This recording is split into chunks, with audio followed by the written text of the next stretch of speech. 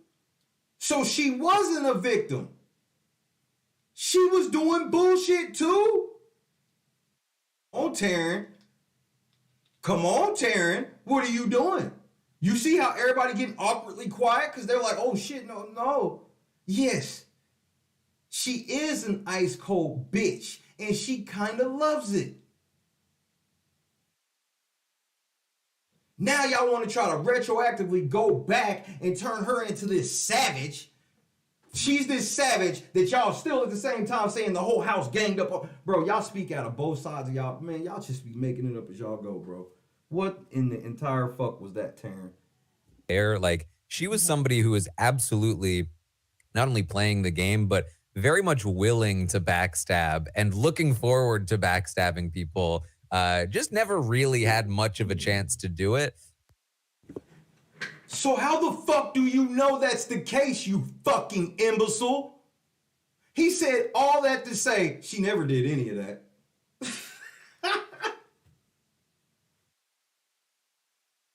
This is how I know y'all fan base is just full of fucking morons, bro. Morons and people that don't know that anything else exists.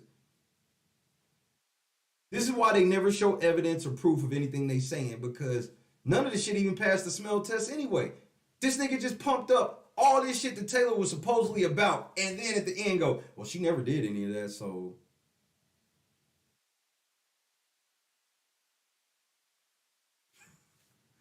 Hey man, Taran is something else. First of all, follow us on Twitter at LC Rise, Instagram at TheRealLateNightCrew, Reddit.com/BigBrotherLNC. We back. PayPal, Cash App. Hit the motherfucking goal, $24 goal. We back to our daily goal. Let's hit the $24 goal. Because who else is bringing you unrivaled coverage showing you that these niggas are unrivaled liars? So I hope that's not a lesson that people take away if they think about like, oh, I want to be the next Taylor. I want to be loved. I need to just be nice to everyone all the time. Right, because they don't extend this courtesy to all black women. So black women, you need to listen to motherfucking Taran.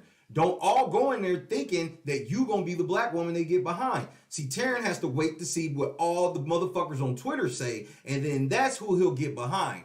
And so if you end up being in a mirror or somebody else, you could get fucked thinking you gonna play Taylor's game. She played such a great fucking game that Taran is sitting here advising people not to play what is supposed to be her great game. Make it make motherfucking sense.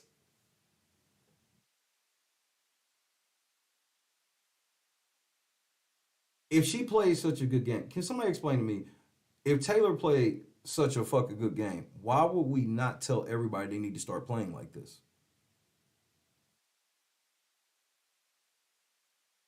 You're in review. Review it, nigga. Like that wasn't exactly, I think, the message that Taylor should be giving you. Nope. Awkward. You hear that awkward ass silence? I don't even think this would be the information that Taylor should be giving.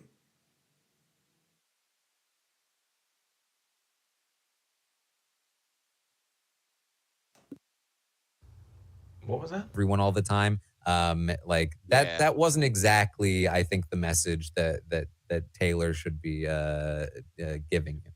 Nope. Taylor, do you vouch for that? Do you vouch for that? Do you think that women shouldn't play your game? Tell her the truth, Taran. Tell her it's because it won't work. You gotta be in a house full of suckers for that to happen. You gotta be in a house with a Monty that will carry your goofy ass across the threshold. All right, let's swing into Big Brother 24. So Big Brother 24, we waited and we waited and we waited for Big Brother 24. And Aman, it was a long June, and people's imaginations got a hold of them because we got nothing. We got nothing. No crumbs, no leaks, nothing. And then, what was it? July 5th?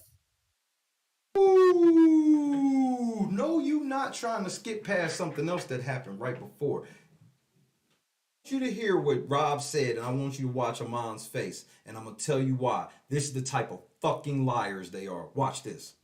got a hold of them because we got nothing. And we waited for Big Brother 24. And Aman, it was a long June, and people's imaginations got a hold of them because we got nothing. We got nothing. No crumbs, no leaks, nothing. And then what was it? July 5th? That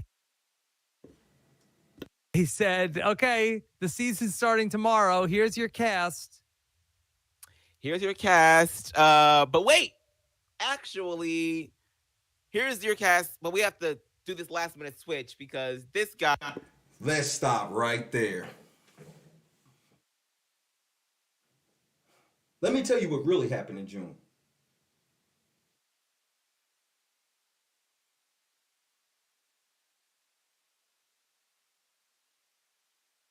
Let me tell you what really happened in June. They spread a false rumor. This nigga went and deactivated. He deactivated his fucking Twitter or some shit like that. He either privated it or he deactivated his Twitter, so people was thinking that he was fucking going on the show. And Taran helped spread this fucking rumor.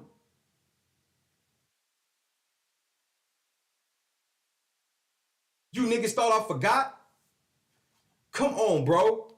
Y'all can't be this fucking goofy. Everybody that watches LNC know I am not fucking lying. But just in case you think a nigga's motherfucking lying, timestamp where it didn't happen, right? Timestamp where it didn't happen, right? Well, how about June 4th, bitch? 55:20. Note the time.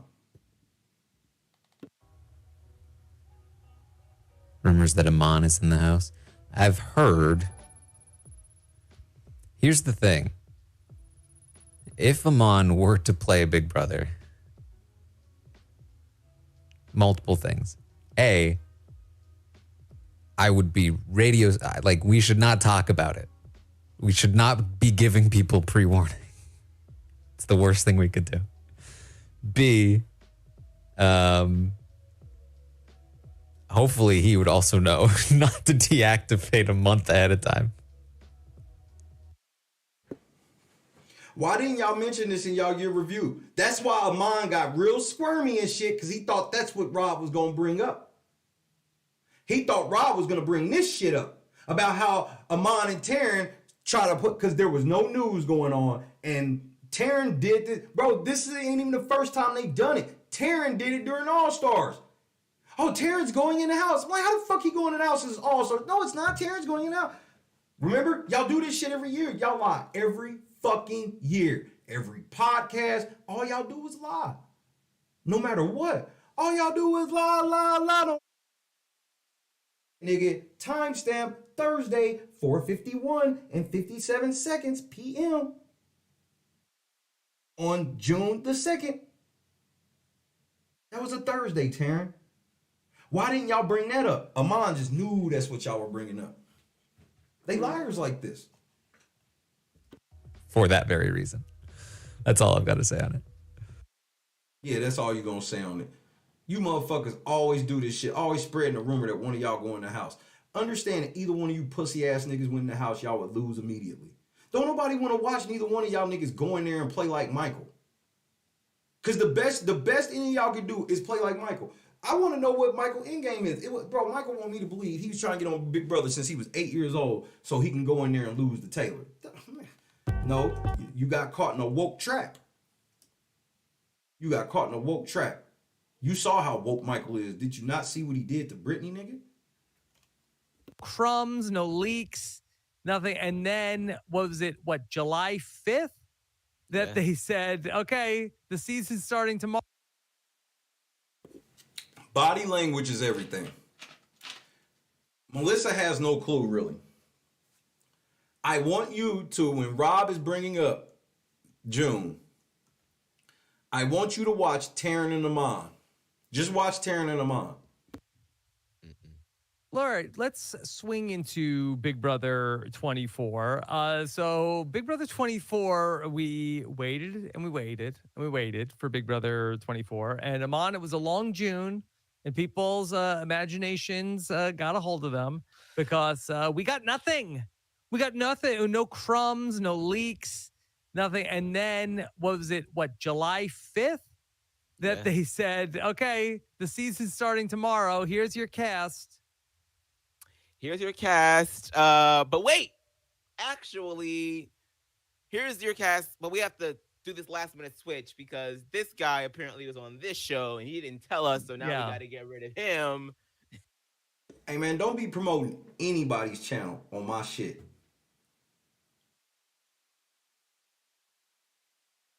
Don't promote anybody's channel on my shit. And more on Marvin coming soon, okay? Hang in there. The saga is not over, baby. The Marvin saga is just getting started. And so we got our cast, and then ultimately Marvin was out and Joseph was in. And worst thing that ever happened. Then was it July 5th or 6th? Was July 6th was the premiere of Big Brother 24 when we saw Daniel become the very first HOH. And can we talk about how these last minute casting shakeups are like truly acts of like Cupid? Are you fucking kidding me? So you're saying that Claire and DX are acts of Cupid because she got switched at the last second? I mean, if Tiffany, remember how great Tiffany is? Well, he doesn't mention the part where Tiffany's relationship with Hannah is what pulled her from DX. DX and Claire had no relationship, and CBS put them together because this was a makeup for Claire to go for what happened to Claire on the show. And can't nobody tell me different. Obviously, that's alleged, but can't nobody tell me different. Nobody thinks that Claire and DX are no real fucking couple, bro, except you morons. And then we get to Taylor and Joe, and then it just becomes laughable. Cupid doesn't lie. You never know unless you give it a try. Cupid. Fuck out of here. Man, y'all so full of shit, bro. That like Claire hit that like button, pretty please. Merry Christmas. Claire gets into BB23 at the last second, gets in there now with Derek X. Maybe that's something we can talk about in terms of the year of Big Brother as well. Yeah. Well, we will have a year in Amazing Race podcast coming next week, but Amazing Race 34 spoilers here. See, this is why we the best in the world. We don't have to do all these other bullshit ass shows. Y'all fucking channel is littered with useless content. I scrolled through y'all shit yesterday. I was like, y'all motherfuckers, bro, this is why we the best in the world. Y'all got so much shit that people don't give a fuck about. Why don't y'all just cover Big Brother? Why don't y'all go up against us just covering Big Brother? But if you scared, say you scared. Here for the next 2 minutes or so, okay?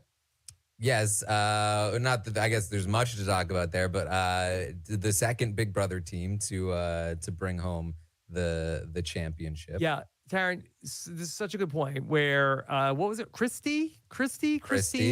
And did she even have COVID? Was it like it was a false positive? And none of these motherfuckers go, that sounds fishy that there was a false positive, and then they end up putting in Claire, who got motherfucking embarrassed by the cookout. She got made to look so stupid. Bitch didn't even take a shower before she left. What up, Jay? What up, Ryan?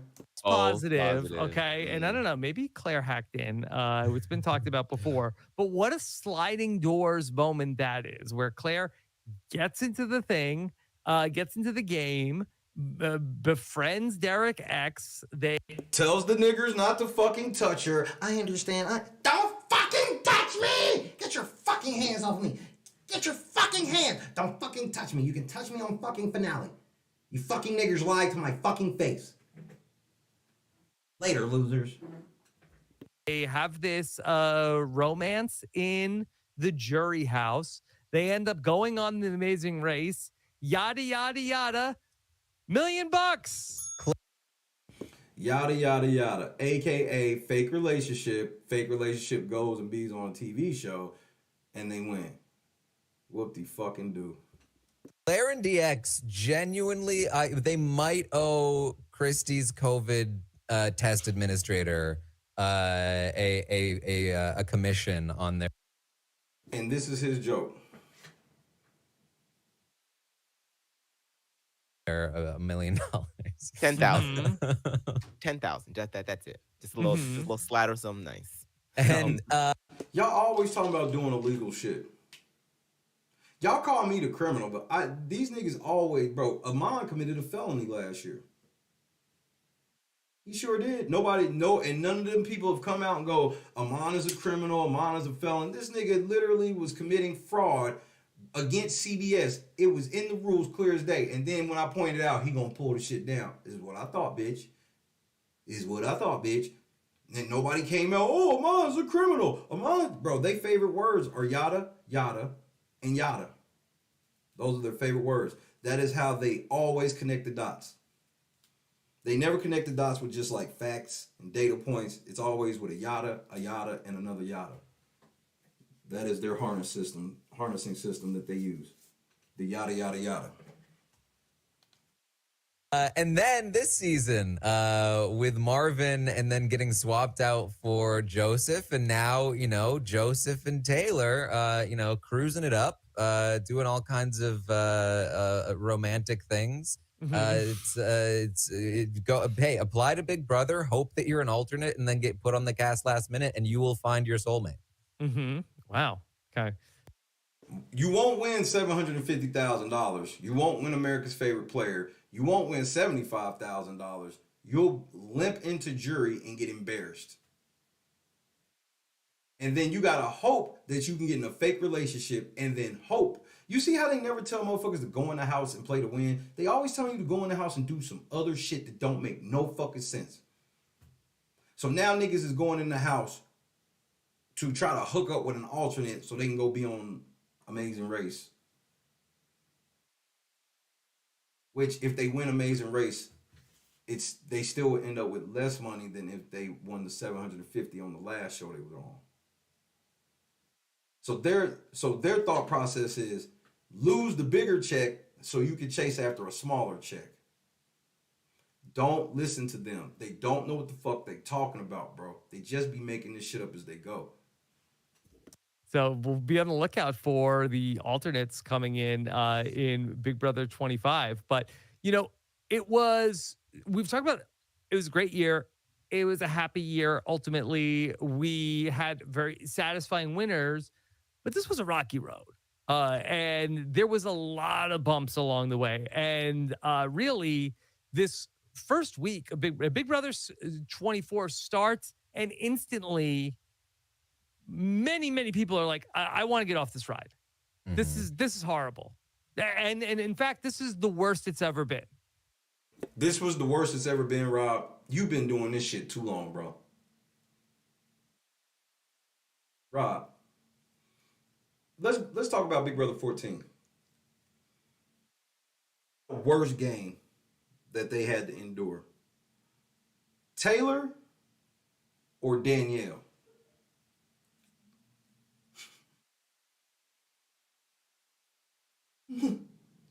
Let me ask you again, Rob. Played a more tormentuous game. Taylor or Danielle? Huh?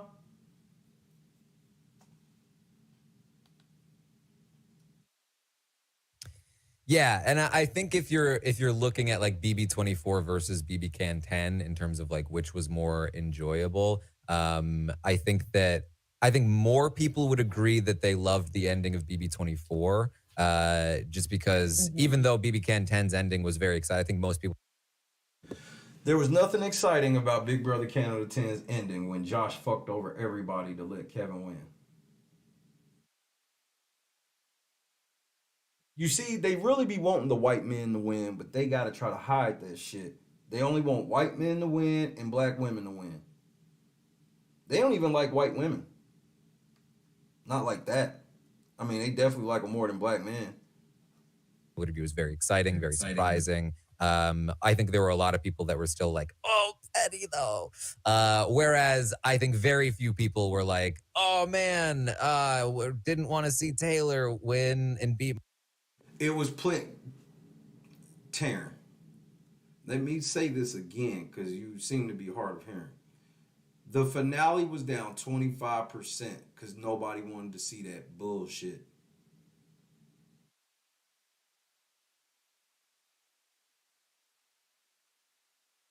When Monty took Taylor, the ratings went down, bro. This is fact. You notice that they're, because if they had it, they would be talking about it. But you notice they're not talking about, oh, this was record numbers for the brand and this is the most eyes watching a finale. Nah, it's not that at all. They just, bro, again, your review of the entire season is just through the eyes of Taylor only. An entire season of Big Brother is only being seen through the eyes of one person, and they lying about that perspective. Monty, like everyone loved the ending. Most people loved the ending of BB24. However, BB Can 10 was like a great ride all the way through. Right. Very few moments of anything remotely negative. So you see how they just erased everything about Kyle Moore? Remember that whole Kyle Moore fiasco with Big Brother Canada 10? How now they're pretending that didn't even exist? Whereas BB24 definitely had its low points. Like it was tough like a lot of people wanting to give up. Which made the end that much greater and brighter, but yeah, definitely not as cushy a ride. It was never boring, but it wasn't always fun. Yeah, like I have no problem with saying that Dire Big Brother Fest 20 would maybe beg to disagree about the boring, but I have no problem with saying that Big Brother 24. Bro, the community was not bored during Dire Fest. One of the most genius things was them blocking out Dire Fest because everybody was so thirsty. To even compare Big Brother Canada 10 to 24 is laughable. What up, Dave? Reese Bowers Radio in the building. To even compare this shit to motherfucking Big Brother Canada 10 to 24 is just laughable on all fucking levels. Like, you can't be fucking serious. The little bit of shit it had going, and remember, this is why it's so bullshit when they play that pro-black shit. Because here's the thing, Terrence is known as the Uncle Tom and the Coon and all this shit, right, in the U.S. Well, Josh was the Mr. Gay guy and the Latino. He was supposed to be a person of color and a motherfucking gay guy, all wrapped in one. And then he fucked over 2 black women, bro. He fucked over 2 black women. Fucked over Betty and he fucked over Summer. For the white dude. He did that shit for the white dude. So where's the consistency on y'all motherfucking morals and shit? Oh, Big Brother Canada 10 was very enjoyable when I saw the black bitches get fucked over like that by the black man. But in 24, the shit that was happening to the 10 was just, niggas, stop. I watched both of them. I covered both of them, so I know y'all niggas are lying. It's probably not one of the better modern seasons, but the winner itself is probably the best. So how the fuck does that make sense? This is one of the worst seasons of the modern Big Brother, but we had the best winner ever.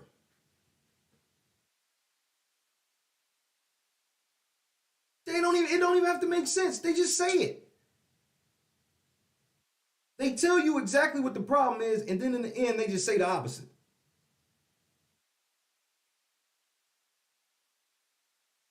Man, these niggas be capping so fucking hard, bro. Again, these niggas ain't got not now note between the 4 of them. They ain't got now video clip, now audio clip. They have nothing. They just sitting there freestyling a year in review with 4 people who only saw the game with 1 person playing. Make this shit make sense, please. I think I have no problem separating the two. I think that that those can sort of like be in their own little qualifiers, as it were. Because I mean, there really is. I want you to also notice something right here too. I want you to notice, and happy holidays, Merry Christmas, Dave, you and your people. Merry Christmas to everybody. I want y'all to notice something right quick.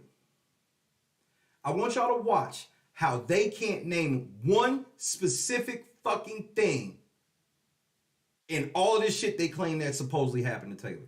I just want them to name one specific thing. Let's see if they can. Few better stories than what Taylor Hale was able to accomplish on this show in a very, very long time. So yeah, Big Brother 24 was really, really, really rough in the beginning. I don't think that I had felt so negatively, like so viscerally about the show. I'm gonna tell you why y'all felt that way. Because I told everybody y'all was gonna do this. Once y'all got y'all way last year, and here's the fucked up part about the cookout shit, man, it's people that have come back this year and realized that, bro, a lot of that cookout shit was fake, and the cookout wasn't about none of the shit they claimed. The cookout, bro, they called themselves the cookout, and they in over a calendar year plus, on 18 months, basically. These niggas ain't did one cookout for nobody community. The only reason why I feel like they owe the community is because they use the community for clout. They wanted to represent black people. Okay, well, you got to do the work. Nope, you just want to go in there and represent black people in name, aka getting white people to give you shit. Then once the white people give you shit, crab in a barrel mentality, activated.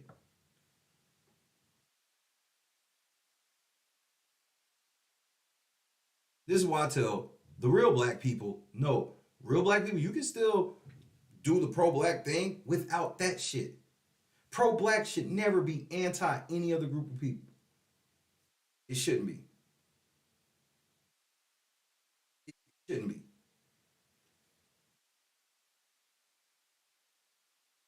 But it's weird to sit here and hear these motherfuckers talk about some shit. None of them can take it. None of them can thrive in this society. So if Taran going, like, why would Taran, you should stop applying. Because now you can't win. When you go in the house, they are, bro, if Taran goes in the house and has anything to do with a black woman going home, can he survive that? How can Taran come out of the house and explain? He can't even cast a vote. He can cast a vote. The only way he can cast a vote is if it's two black women on the block. Which he got to be on record. I did everything I could to make sure that shit wouldn't happen. Aman, you can't go in the house and play to win. Yeah, bro, both of them will be sitting in the hotel room for 2 weeks praying there's no black chick in this house.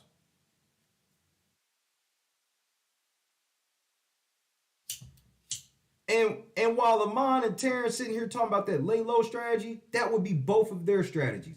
Both of them would just lay back and play smarmy ass, passive aggressive, super liar games.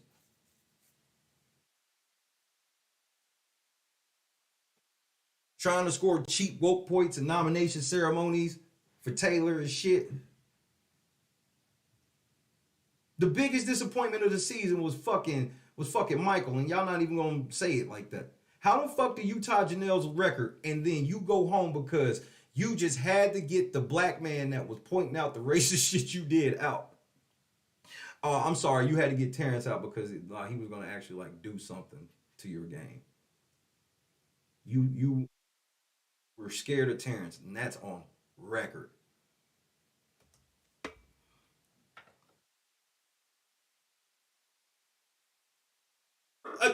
Literally, Dave, literally, it would be Carson Kressley and Cynthia. They be sitting in there with motherfucking Shayna. So what about that Final Four? But you brought my name up. No, I didn't.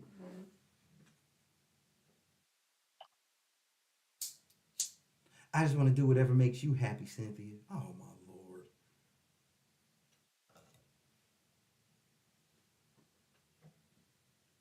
Oh, don't even remind me, bro. That was in 2022. Shit.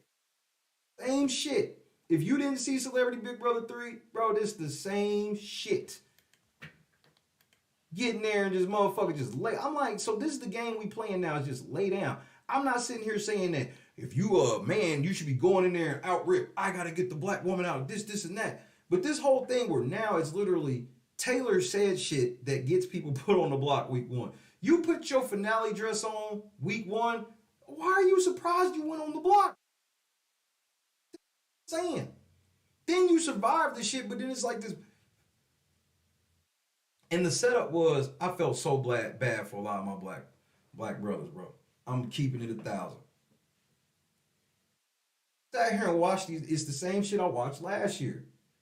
When I was watching motherfuckers root for the cookout, I'm like, bro, understand there's going to come a point in time where once all the white people are out, then it will be the black men's turn to leave.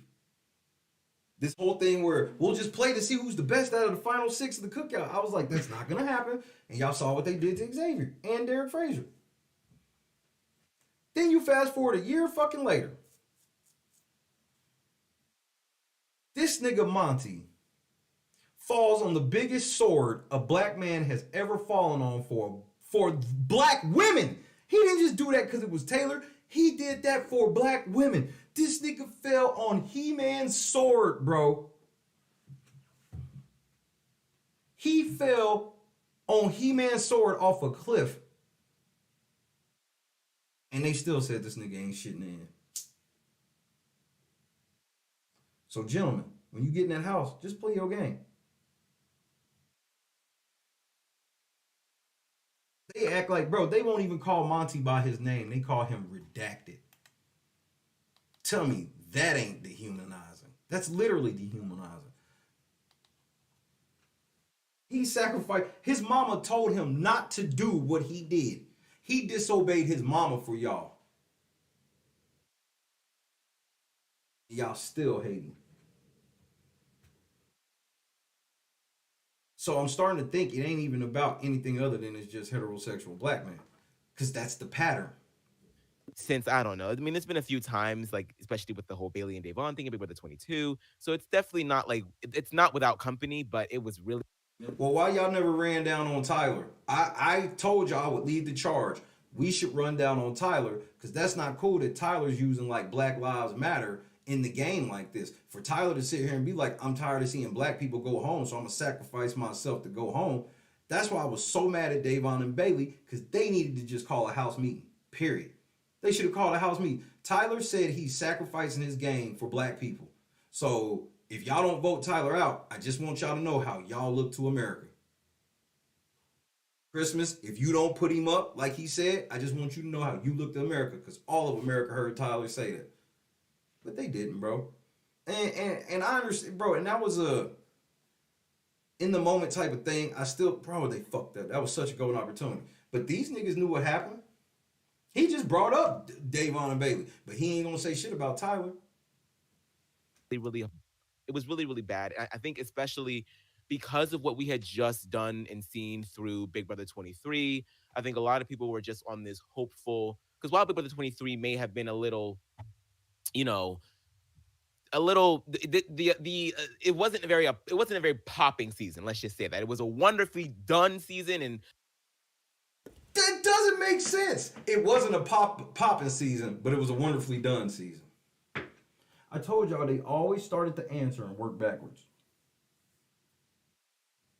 They can't articulate anything. No complete thought, no specific moment, no specific time, nothing. Just a bunch of. The winner was great and everything, but we kind of knew, okay, this is probably what's going to happen. Big Brother 24, I think we just were wanting to ride the upward trajectory of Big Brother 23, and then it just. Do you know what see, this is my thing, and this is when people be thinking, I'm defending white people. No, I'm just telling y'all what white people be thinking. That's all I be doing. When they hear that shit, bro, Now motherfuckers is like, so now y'all under the assumption that whenever y'all decide a black person got to win, especially because they feel, this is the crazy part. This is the crazy part. When the Cookout won last year and Xavier won, they felt cheated. And then they turn around, they the whole reason why they wanted Taylor was because of Tiffany. They felt old from Tiffany, even though Tiffany did the shit herself. They never get held accountable for anything, bro.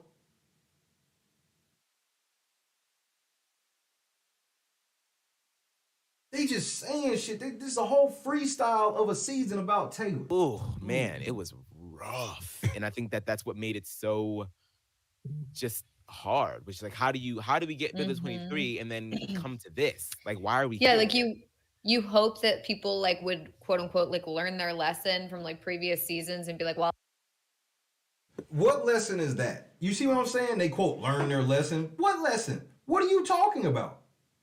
You think people would learn their lesson from other seasons? What are you referring to? at least we won't have to deal with that again because that was last year and now they've learned that that's wrong. Yeah. It's like, oh, what? No, we're back where we were. And yeah, I mean, I feel like the first few weeks were so bad to the point where I was like, I really don't want to like watch this or talk about it because it's just really depressing. And AKA, our streams and feed numbers were down because Taylor looked like she was going home. That's what happened. Y'all niggas sat and lied about that girl all season long to make money off of her. Y'all her biggest pimps. That's the funny part. The funny part is y'all her biggest pimps. Y'all literally lie for likes and views. like, I usually don't feel that with Big Brother. I at least am like, at least I can like rant about it and like whatever. I just like didn't even want to like talk about it. It was just like so painful and just so heartbreaking. But, you know, I do feel Dominique had Paul wear blackface in a fucking dress when she was evicted. But what Taylor went through was worse. This lets you know they don't care about what really happened to black women. Oh man, Jamaica had Evil Dick run down on her about her faith in the Lord, bro. That's way worse than anything Taylor went through. Like, this lets you know they know Taylor ain't went through the worst that anybody's went through. They just saying this shit for likes and views because they want Jailer fans to like and thumbs up the video. That's it. This ain't no real year in review. How you doing a whole year in review and you just going through the game talking about Taylor? That don't even make sense. like, you know, the formation of the leftovers was like such a great moment. It was so good to like see all that stuff happening on the feeds and just feel like hope again. And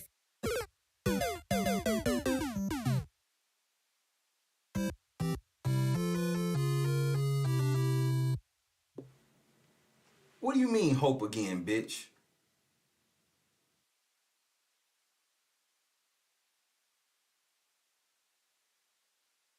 What she said again? I do feel like, you know, the formation of the leftovers was like such a great moment. It was so good to like see all that stuff happening on the feeds and just feel like hope again. The majority of the leftovers was known as what?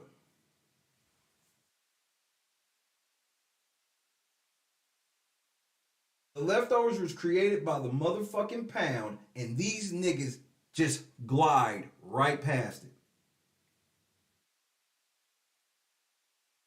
They glide right past it like it never fucking happened. Told you they was gonna do that shit. They don't want to give men credit for shit.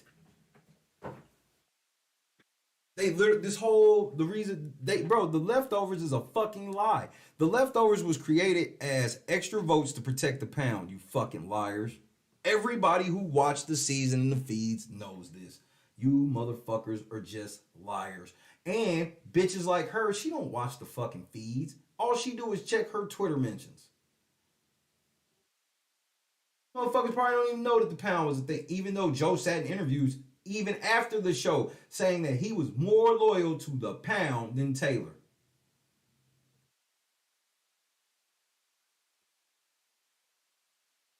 These niggas are liars.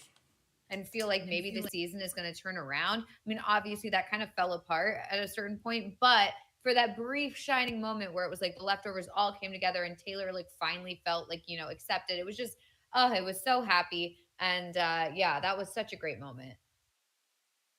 Well, how did y'all feel when Monty was blowing her fucking back out for a week? How did that make you feel? How did it make you feel when Taylor was begging Daniel for some dick? How did that make y'all feel? Did y'all feel all warm and shit? Look at him. Look at Taran. Bro, they know that they just be sitting there lying. They just be all waiting for their turn to just start lying. But there was still a lot to get to that point where the formation of the leftovers happened, where there was like 2 or 3 weeks where it looked like that Taylor was going to go home, and only by the grace of pooching himself. And was there another weirdo thing that happened The before backstage pass, but she probably would have won that comp. But no, yeah. but how the fuck do you know, Taran?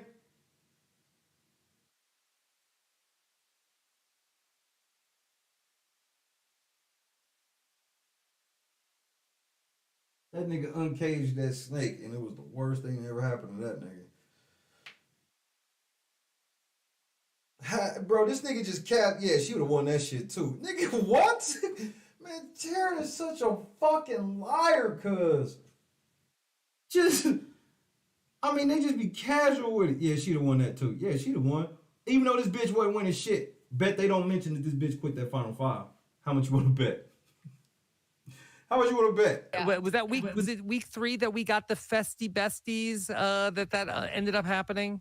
Yeah, and that was the start of the leftovers. That was the start of the leftovers. But it looked like Taylor was going to potentially go home, where we had the cockamamie festy bestie twist, and then Nicole was going to try to get And she was still like on the block. Yeah. Right. So it looked like for the 3rd week in a row that the house was trying to target Taylor. This doesn't make sense. I'm trying to understand in their realm of logic. Can somebody explain this to me? How can the whole house be targeting this bitch but not get her out of the house? How could the whole house hate her but they didn't get her out?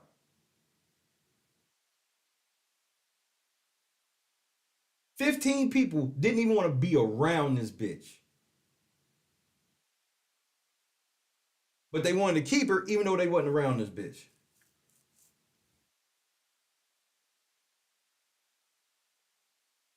What up, Marietta?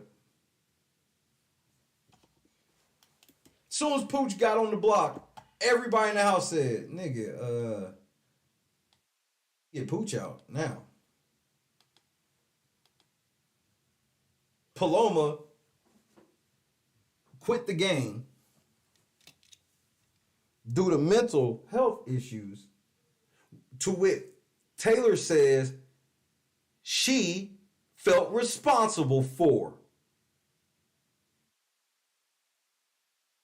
Because this how stupid Taylor is.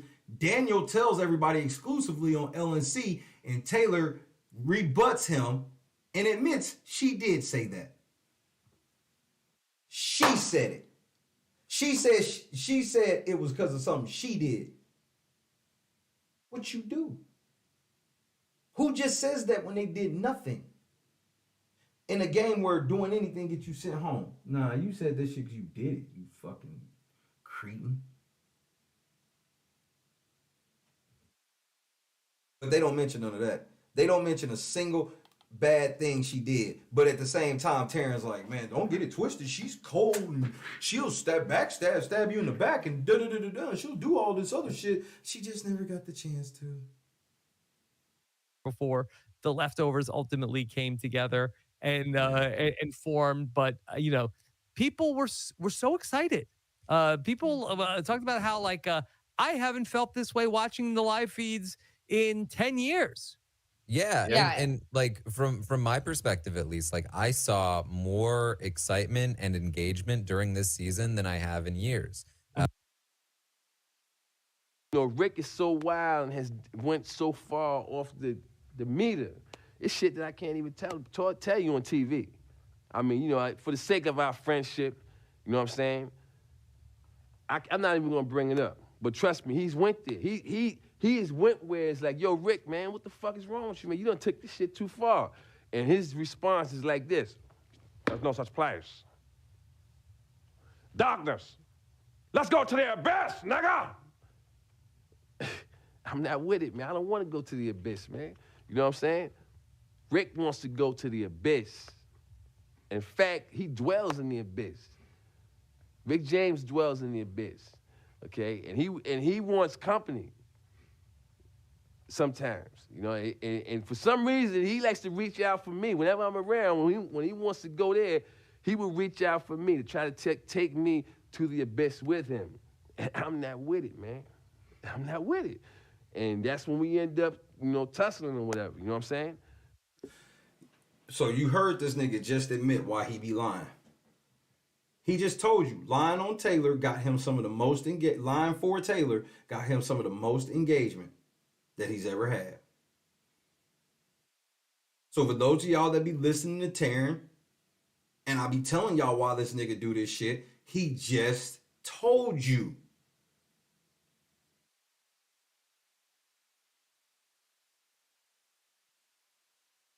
What up, Bob? I was actually about to go get me a piece of that fudge. I will here shortly.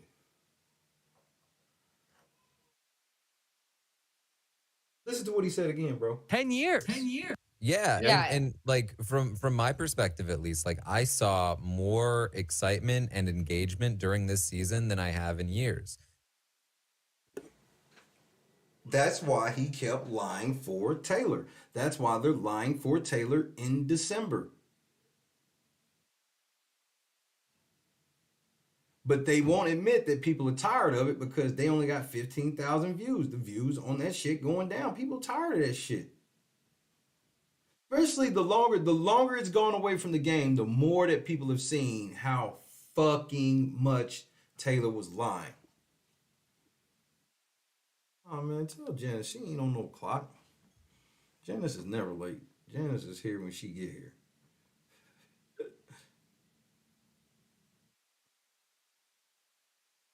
So any of y'all hear Taran admit. So when they tell y'all that I'm doing it for likes and views, well, how can it both be true when Taran just told you his narrative got him the most engagement ever? I tell you, I don't get high engagement because I don't say that shit.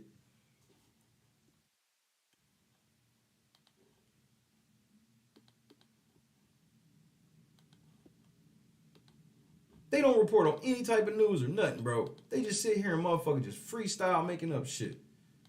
That's why I'm like, we not the same. Y'all niggas are just sit around lying. We actually report news. And even though it was hard, maybe because it was hard, but there was. Hey, drop that link in the chat, Grace. I ain't seen that.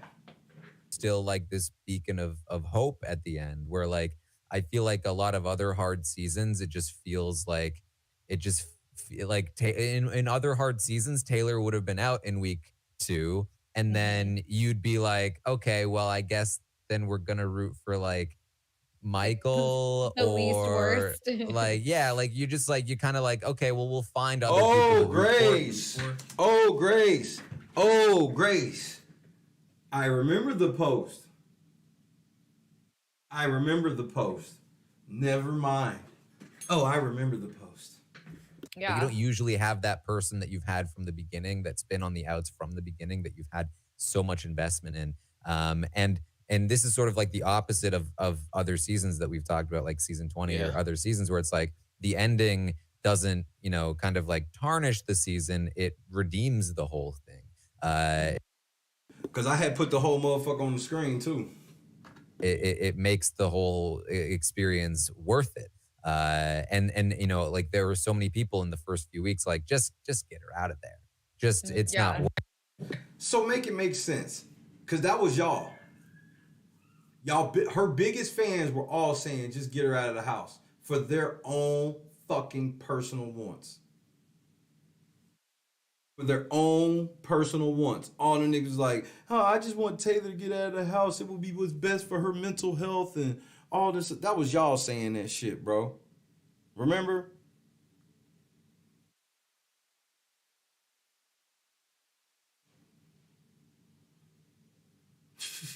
Happy Boxing Day to you as well, Jackie. Good to see you. Like better for her, yeah. And for her to persevere and make it through and become the champion, it's the story of that is just incredible. Yeah. Yes, because y'all made it up. Yes, the story's incredible. Because y'all made it up. I think it's interesting just to go through the history of the US version of the show. And I feel like you can sort of like count on one hand the number of seasons that are basically like the story of one person. Like it's the entire season. This isn't that season. That's what y'all are doing. Everybody else is watching everybody like normal. Y'all found some crazy psycho fan base that likes that shit, and y'all ran with it. This was not a season about one person, bro. Again, all these fucking comp wins that Michael got, and they gonna sit here and say that. So you make it make sense. You make it make sense. Michael, y'all guy. I thought Michael was y'all guy.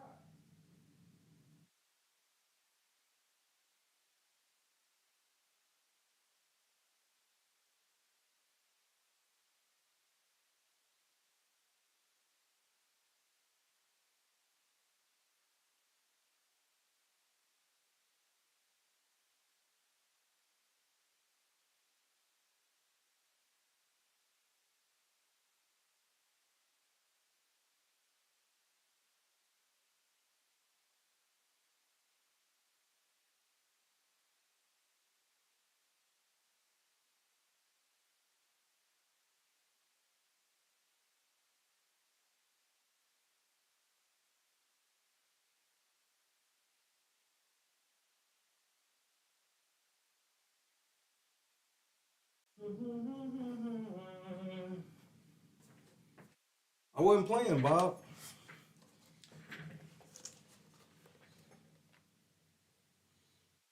Yeah, nigga. Y'all, yeah.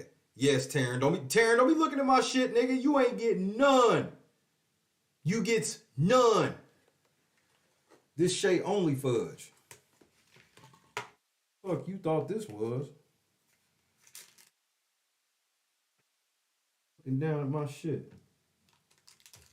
They next level bias, Marietta. Is their story. Hold on, nigga. I'm cutting my fudge. Be quiet.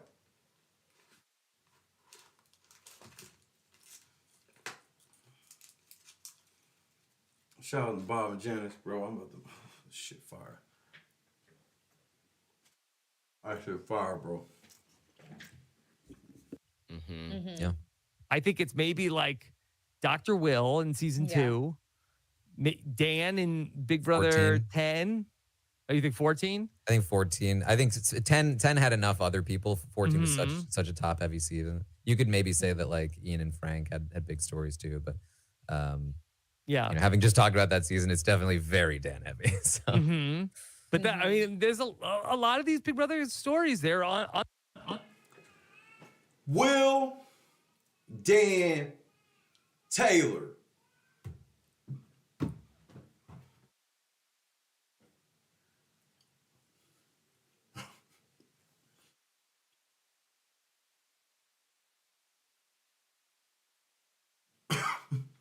ensembles.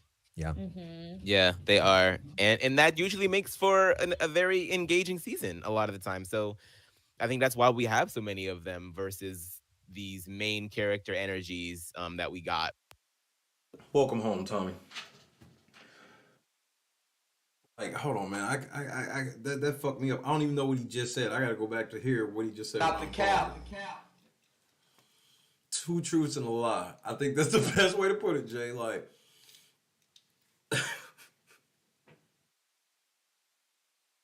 Will, Dan, and only one of Dan's.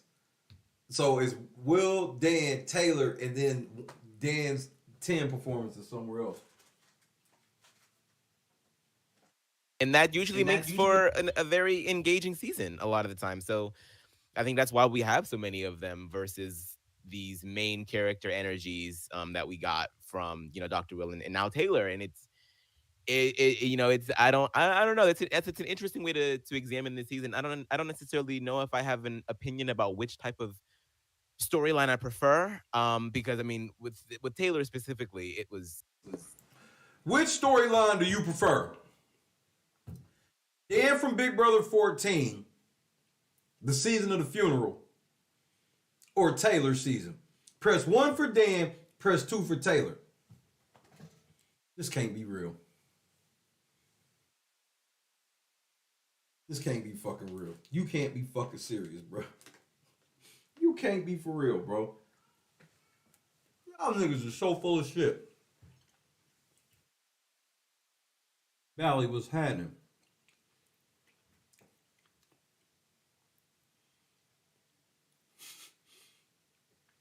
Like, bro, that's taking it too far.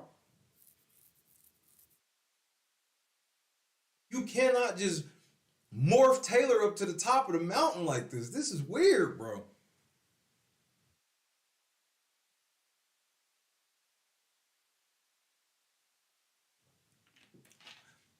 I know me where I have her, right? Excuse me. I know where I have her. People will maybe argue that's too low, right? Okay, we can have a discussion about that, right? The discussion cannot fucking start with she's in the top 3 stories of all time.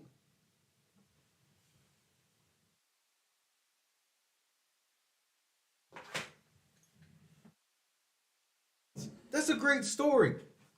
James from BB9 was fucking homeless.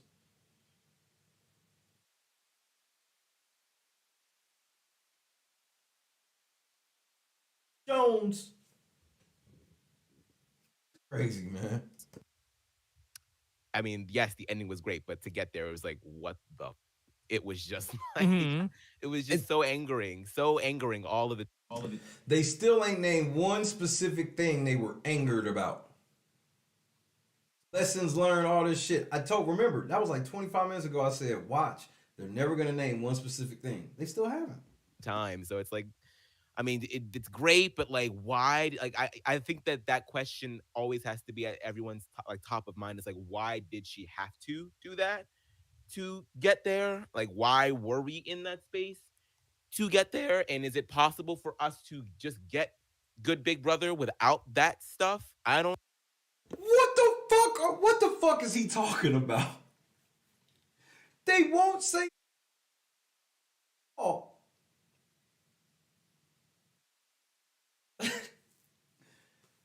Stuff, yada, yada, yada.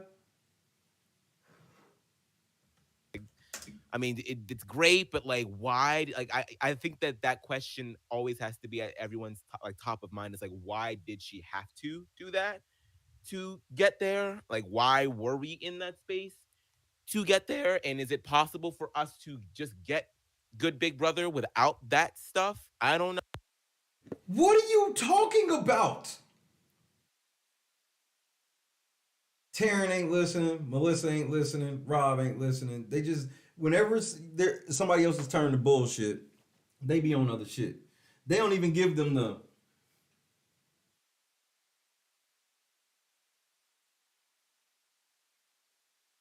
They don't even do that. No, I mean, I think it's just something that we ask season after season after season as we see similar patterns of behavior play out in the game. So I hope that people think about that a lot, especially the people. And that was the wrap it up. That was the it's somebody else's time to lie. Yeah. She's like, I don't know what the. But the women. People that go into the house next year, it's like, what type of game do you want? Come on, CK. I'm trying to be cool. I ain't going all extra hard on the mind today because I'm just sitting here. I'm just like, bro, they not even saying anything for real. I mean, can we do this so we don't have to get there? And do we have to play this way to not get there? And what are you talking about? Taran's like, I don't know, nigga. I got the most engagement I've ever gotten on this shit, so Taylor's the best. Want to play, and what type of person do you want to be, and how do you want to treat other people in the game on a human level? You know what I mean? So I hope that people think about that, and I hope that it doesn't skew too far to the point where it's like Big Brother 16. Everyone's like, everyone loves everyone, and it's summer, like, because we don't want that either. But no, nigga, that's exactly what y'all want. Well, I'll take that back.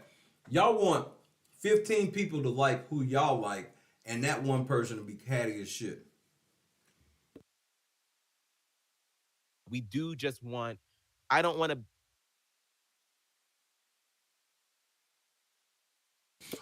He said it gotta be spoken word poetry or some shit. Something, bro. That poetry slam. Have to feel so icky watching an entire house gang up on one person. It's just, it's just not good. It's not fun. Yeah. Taylor lived rent-free in the minds of Paloma, Pooch.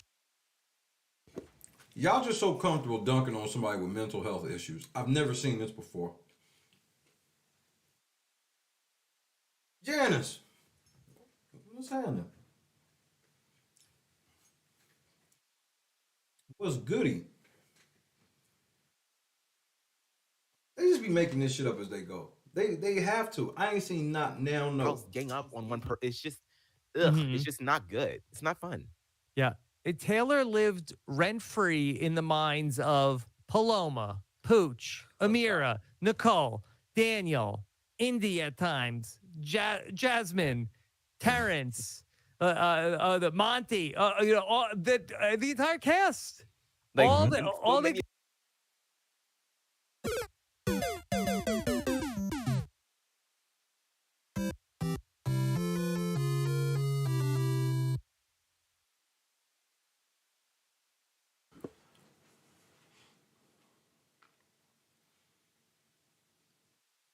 Taylor lived rent-free in the minds of the entire cast. Y'all just be saying, bro, again, this is proof. Rob just be saying shit. He don't believe none of this shit he be saying. He just be saying it. There were one-sided feuds. It's ridiculous. Taylor was in a bunch of one-sided feuds. One-sided feuds. Truly. And there were like I think also like I think they will likely go kind of forgotten, but there are some great moments. Not only the leftovers formation, but like you have like Joseph's like running around, like being Joseph.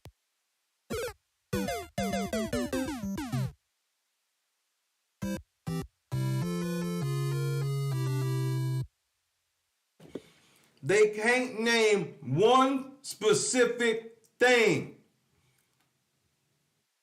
You had all these great moments. You had like Joseph running around. What the fuck does that mean? AKA the pound. You had Joseph running around. What the fuck?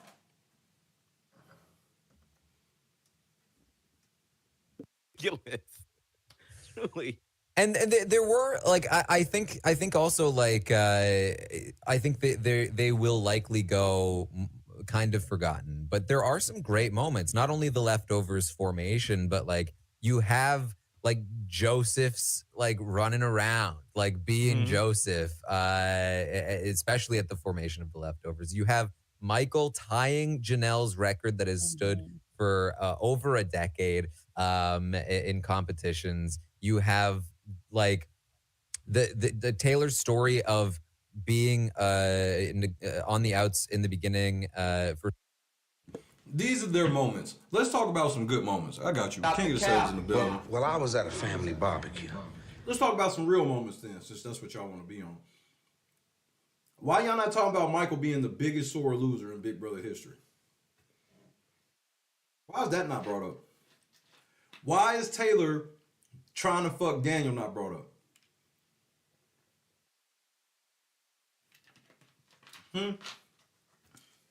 That's why they can't say anything, because the whole scope is through Taylor was the best. So they can't name anything that somebody did that was better than Taylor? For so long, getting back in and then falling back into that position and winning because she was underestimated, because they saw her as not as worthy, and winning against Monty. See, this is the racist that Taran is. See, black people know that Monty sacrificed his game for Taylor to ensure that we would have another black winner. Taran gets to come back and go, oh, he didn't do that shit for Wakanda. He just did that shit because he thought he could beat Taylor. After everything she goes through with him, you have like the rise and fall of Kyle, and everything. Okay, let's talk about the rise and fall of Kyle. Specifically the fall. Y'all want to talk about the fall of Kyle? Go ahead, I'd love to hear it. I think that entailed. You have, Daniel and Nicole, and Nicole leaving on Daniel's veto. Like,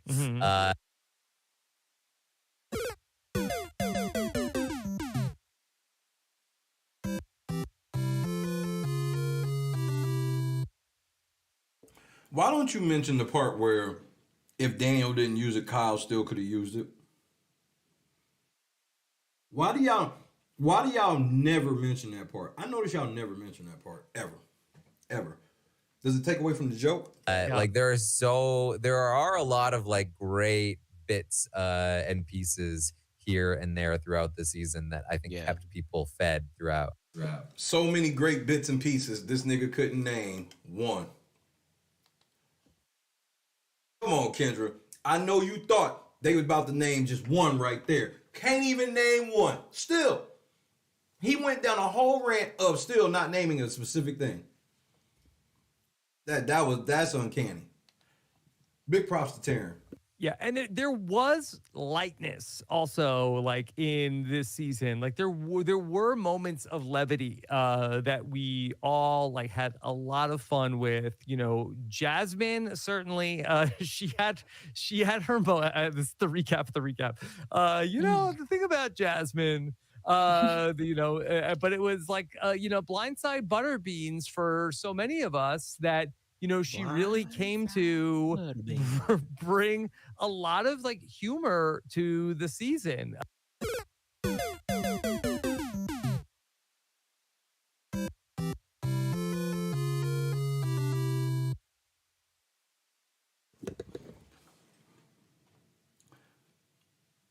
Jasmine brought a lot of humor, but not in the way that y'all are ready to admit. Unclip me. Unclip me.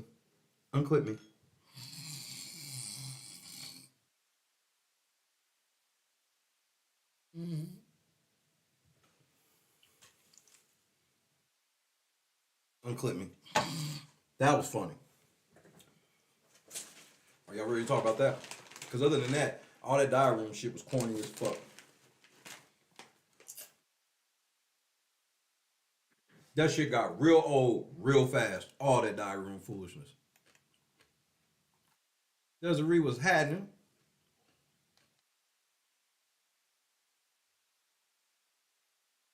Despite she was almost as bad as anybody early on in terms of the Taylor bashing, but she came around, and when we grew a Muffin Gate.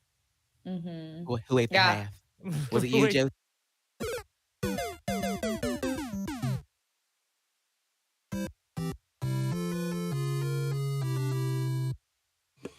Rob doesn't watch the feeds, confirmed.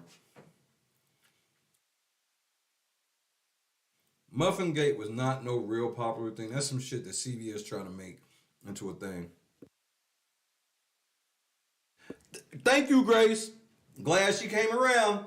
AKA, she joined the Foot Clan. Talk plain. Who ate the half? And I feel like Turner too, like I loved his cam talks, and I also loved Kyle's his cam voice. talks at first. And yes, Turner's voice. But yeah, no, like I feel like there was some really good cam talks this year. And even like Taylor, like when she would lay in her bed and kind of look up at the camera and just like say like, okay, like here's what I'm like about to do, or here's what we're working on right now, or whatever.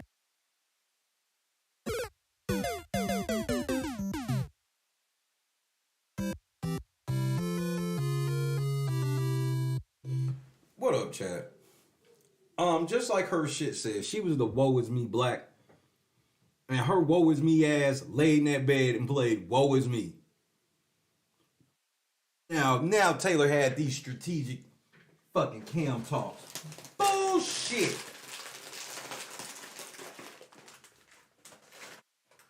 Her cam talks after she lost part 3 were trash. Or part 1 was trash. After she lost part 2, them shits was trash.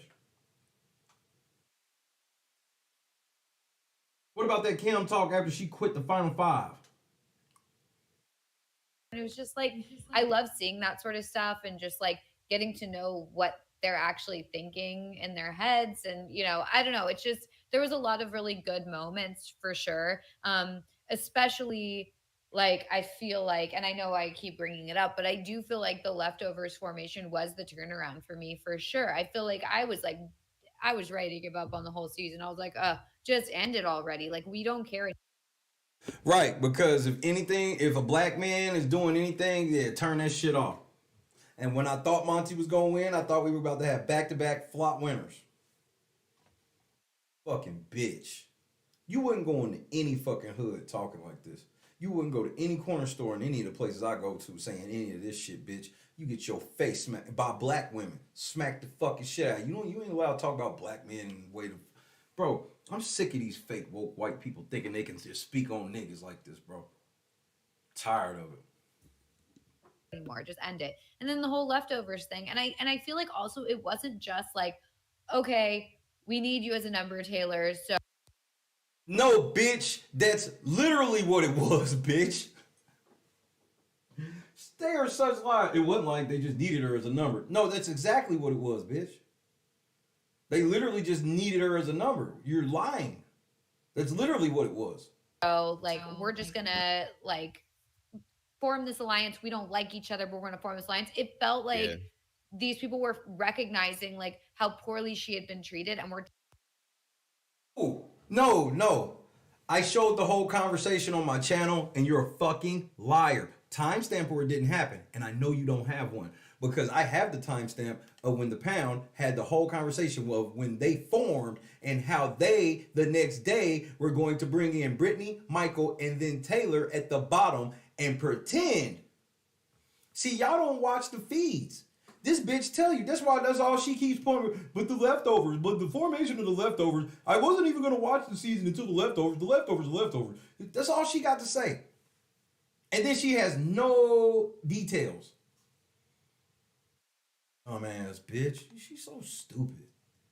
These feminist motherfuckers be thinking they genius, bro. Trying to like turn it around and do something right. Maybe not all of them, I don't know, but I do feel like there was like a, hey, we want to make this right, and like we want to work together instead of like working with these people who like have not been treating you well, you know? That is not what happened. You're a liar.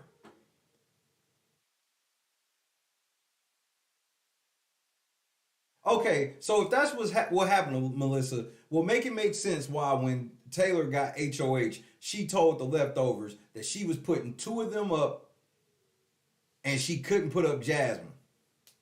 You know, one of the people that the leftovers formed, you just said they formed, and all was telling Taylor, oh, you come join with us instead of all the people that don't like you. Okay, then, so why, when they did that, why did Taylor come back around and go, well, I can't nominate Jasmine. You know, one of the people that you told me hate me. You're a fucking liar, Melissa. You don't even fucking watch the show.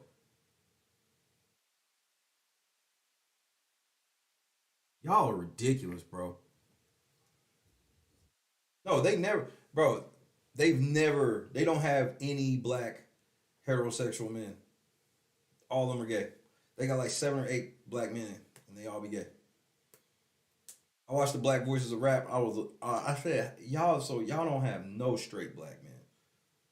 I see why. Because they can't get a straight black man to want to work in an environment that says that they ain't shit all the fucking time. What fucking straight black man want to do a podcast with them every fucking week where the whole fucking panel is saying black men ain't shit and they're liars and flop winners and da-da-da-da-da, and then you gonna come in and go, well, I do root for Monty. It'd be cool to see a black man like Monty win. What does that mean? Why would you want to be a black man like Monty? He's just saying, bro, it's literally white people that will tell you as a black man, why do you want to be that type of black man, as if they can tell you what type of black man you should be.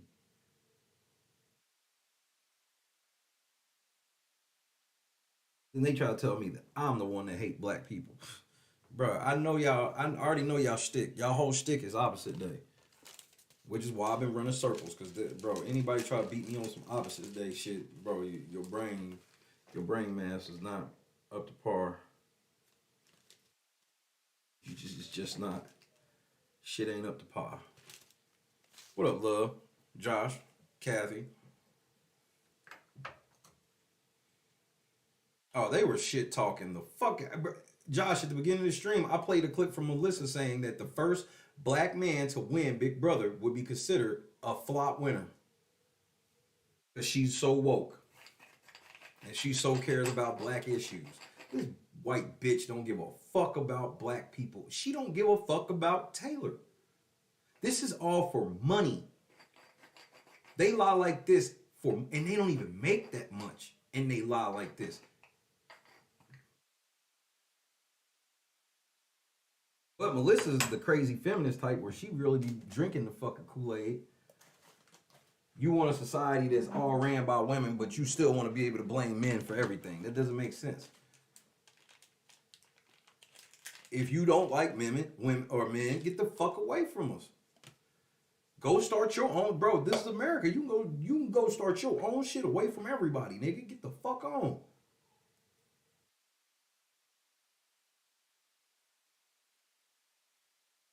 All these fucking asses checks y'all niggas is getting, bro, and y'all niggas is still, bro, this is one of the most pathetic, cheap, fucking put together joints.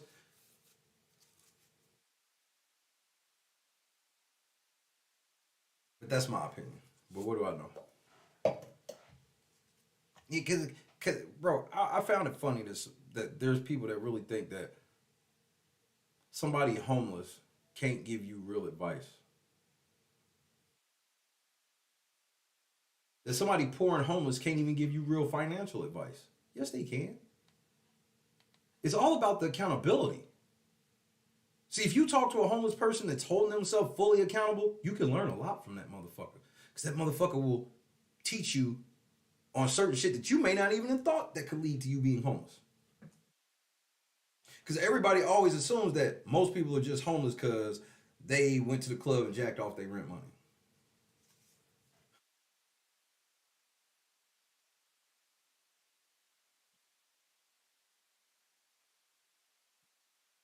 Many of the greatest coaches in sports history, if they even played in their sport, they weren't even that good.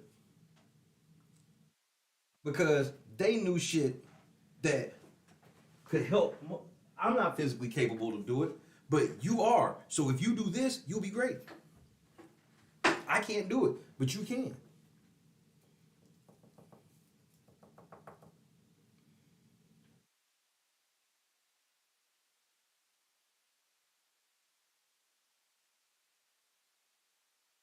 It's this new mentality, these kids, and then it's always one adult in the center that be like fucking enabling this shit. It's always a Rob in the mix somewhere. I mean, Taran told you to his face, this is all for high engagement.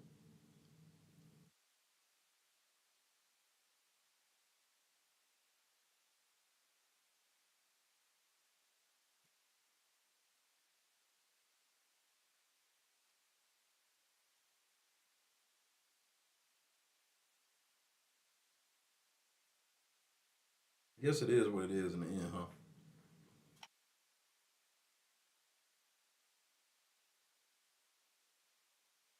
Oh, I'm gonna tell you what the cookout did that shit because they were on that thing. The black community, the black people in this community have led the charge on you can't call Monty by his name. You gotta call him redacted. And the cookout went on there and did the same shit. You had the cookout motherfuckers threatening him, all types of shit, just for clout. The only thing the cookout has done for black people publicly is tear down other black people. But it's okay that they tore down Terrence and Monty and Amira and all that shit. It's okay just as long as they elevated Taylor. This is bullshit. Fuck them, bro. Like it just felt different, and it didn't feel like they were using her necessarily. It did feel like, at least for the most part, most of the people in that alliance were not just using her and were actually like interested. So she wants you to think that 6 people in that house hated Taylor, and then they all came together and said, you know what? We realized we were wrong, and we all came together for the common goal of protecting Taylor. And protecting Taylor from who? Interested in like working with her, so I really liked I it. mean, So you're saying that at one point during the season you were saying, Oh, God. Just end the season already. I mean, Man, you corny! Nigga, you need a new soundboard. You waited so you hit one sound effect this whole time, and that was the sound effect, and everybody that was hilarious. Was that sound effect really hilarious? Barely. With her, so I really liked I it. mean, so you're saying that at one point during the season you were saying, Oh, God. Just end the season already. I mean, yeah. No, that's what people said once that bitch won. When finale night, that's what everybody was saying. Just end the season already. Done with that bitch. The finale was down 25%. We showed y'all the numbers on this channel. They don't look at those numbers because they have never been challenged in this community ever before. They've just been lying nonstop for year after year after year. That shit about to stop, though. That shit about to stop, though. So go ahead and make y'all channel this fake pro-black woman channel, because y'all not even pro-black woman. Season just got boring. I mean, Yeah, but I think it was like before that moment. Like I feel like that moment was when I was excited for the season. So I feel like he's just like a little behind. actually, it just got renewed, Daniel. Yeah, actually it's good. What the fuck did I say about niggas taking shots at Daniel, Taran? You think I'm fucking playing with you? Do you want me and Daniel to sit down and do a one-on-one just about you? Because I will. Do you want me to go through every fucking lie? Do you want me to go look at your deep dive and go see every fucking lie you told about Daniel and sit down and ask him about every motherfucking lie you told? Because I'll do it, nigga. Yeah, it got renewed, Daniel. But did you also mention to Daniel that the finale was down 25%? You dweeb. Anybody with half a brain knows that changes are gonna have to be made. And guess what one of the changes is gonna be? And I'm damn near ready to guarantee it. You know one of the biggest changes is gonna happen in Big Brother 25? I promise you, jury interviews are over. That shit's done. Y'all fucked it up. Can't blame it on LNC because LNC never put their name in the hat. It was all of you motherfuckers. Fucked it up for everybody. Watch. There will be no jury interviews because they're liars. Question number 1. Why did you have such animosity against Taylor, Terrence? That was y'all, nigga.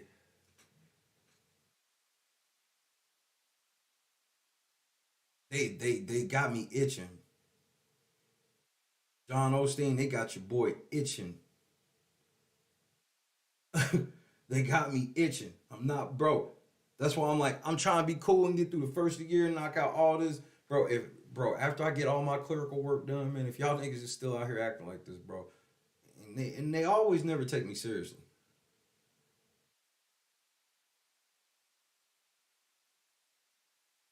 Everything's just a complete narrative of how they wish the game was played. But then they don't even tell you that this is just how they wish it went. They tell you this is how it went.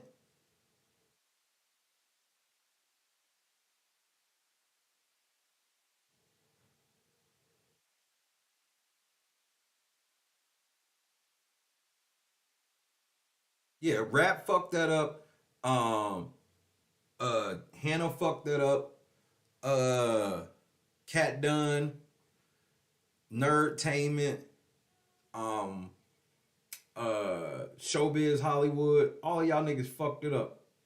Y'all wanted that clout so bad that y'all was like, yeah, I'm gonna get this clout from. Cause what happens is they have their fans thinking that, so when they see those interviews, they fans be thinking that Rob ran down on motherfucking Terrence and and Cat ran down. No, they don't even get to talk to the jury members. They submit their questions. So they was even lying at the way they was presenting them interviews in the first fucking place.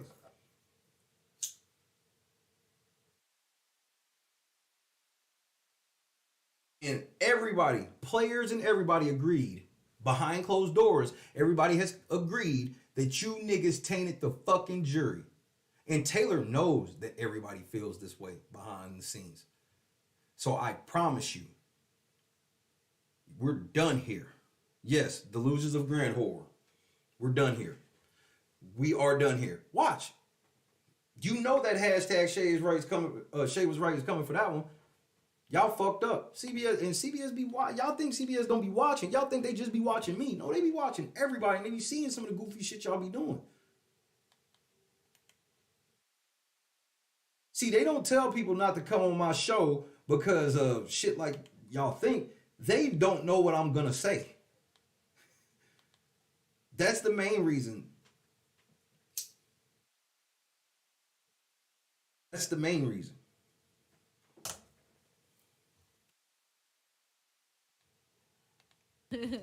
Yeah, I mean, I feel like Big Brother 24. I think, Mike Bloom had put it best when he said that it was like every week it's a new story, and I feel like in a lot of ways, it was exciting, but it was also like a bit of an abusive relationship. It was like, okay, Taylor safes, we made it through. I guess I'll give this season another shot this week. Why is whole Big Brother seasons depending on what happens to one player? Y'all not holding no fucking seasons hostage like this over here. Oh, if Taylor loses, I'm leaving. Go home. Just go home now. Like I was in an abusive relationship, which, okay, they so pro-woman that remember, they're the woke ones. If I make any type of joke like that, they're going to try to make it seem like, bro, they've already said it. They said I beat women for real. This has been said about me. I got a 70% audience of females and women. I don't even know if I'm allowed to say females no more, except on my channel I am. I deal with women who understand science, biology, and shit where I can say female and it's not a problem. But somehow I beat women, I hate women, I'm stalking women. Oh, and especially the black ones. The black ones, oh man, I can't wait to sink my teeth in one of them. Even though out of all the black women in the history of this game, I've only had a problem with like 3 or 4 of them.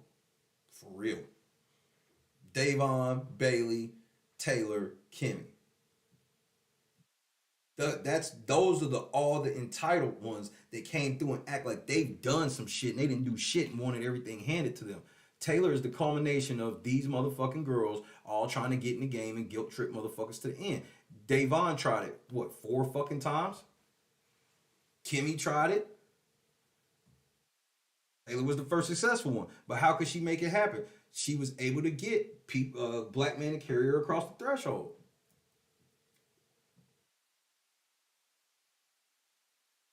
Because Turner wasn't doing it.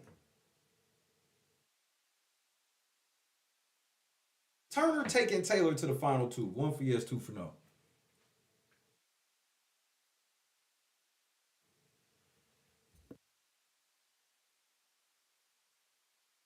Let's see what happens. Okay, Taylor's on the block. Oh Come my on, God. just give me one more chance. Give me one more chance. Come on. It's like, Come on. Exactly. Come on. And then we would No, give it it's another true. chance.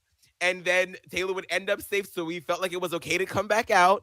And then it would be like, okay, now they're all talking crap about her again. They want to put her back up on the block. But then she wins HOH. And you're like, okay, we're good. But then. See, they talk crap about her again. What does that mean? Everybody in that Big Brother house gets plotted on, nigga. Everybody. When you go in there, everybody gets plotted on. Did I ask you? Did I ask you, JP? Fuck you. You're obsessed. You're so obsessed with Taylor that you're over here. You don't find anything weird about a 2-hour review of a fucking season that only talks about Taylor because you're the motherfucker obsessed. You fucking idiot. You're the obsessed one. You're obsessed. You're so obsessed with Taylor that you can't handle anybody criticizing any motherfucking thing about this bitch. That's called idolatry, you fucking idiot. So take your ass to hell behind Taylor hell. Go be a hellraiser in hell for the idolatry of Taylor hell. You want to talk about fucking obsessed. Y'all so fucking obsessed that I'm not even allowed to have my own fucking opinion without you niggas coming over here talking shit. Shut the fuck up when a real nigga like me is speaking.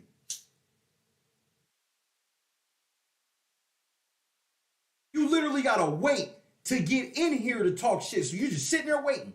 I put it on 4 minutes just to see how many of you goofy motherfuckers are gonna prove how obsessed you are. I'm not changing my opinion. Shame, insults, guilt, and the need to be right do not work on me, bruh. They don't. None of those things will work. Now, before I was interrupted by that bitch.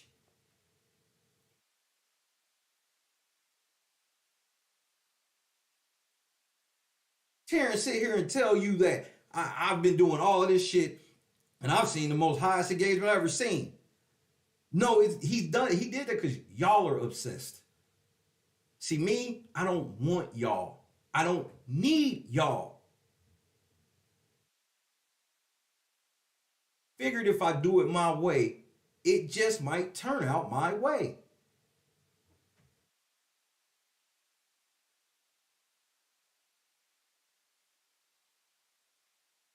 Don't y'all get? I did the shit my way, bro. Y'all did it y'all way. I did it my way. Y'all wanted to kiss her ass and be a part of the Foot Clan. We said no, and we've traveled all over the country. See how that works? None of you niggas have left out of these fucking rooms. Because you really don't care. I actually care about this shit. I care about this game. I care about all of the aspects of this shit. Y'all, this is just a check to y'all. See me, I'm already rich. I just trap for the art. I've been telling y'all this. That's why it's hard to replicate me, because you can't replicate real when you faking the heart, nigga. Real recognizes real. Fake falls the fuck out.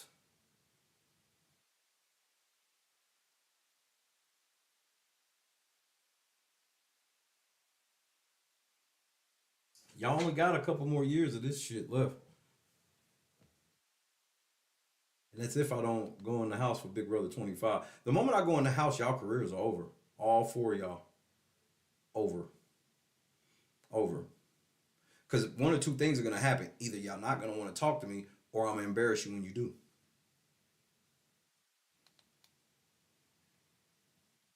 And when you don't want to talk to me and I come on my big ass platform, it will be big when I get out. And when I come on my big ass platform, I'm going to drag the fuck out of you niggas. I'm going to expose I'm going to do the longest exposure party of this community when I get out. I got to when everybody's paying attention.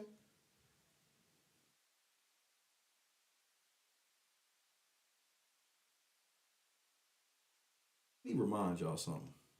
I'm petty. And I'm God's son.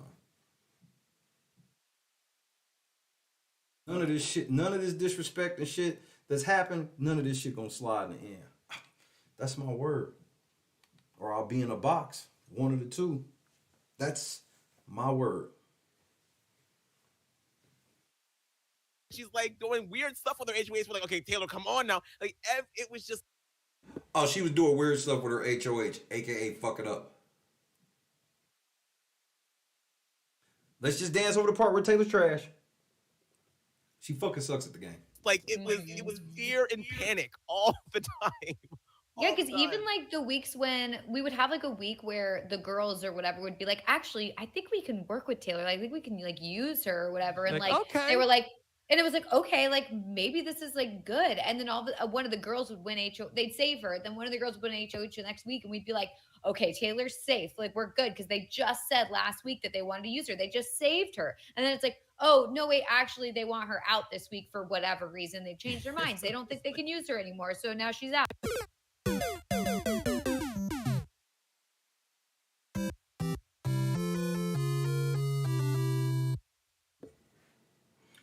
Watch this. How many HOHs did Taylor have?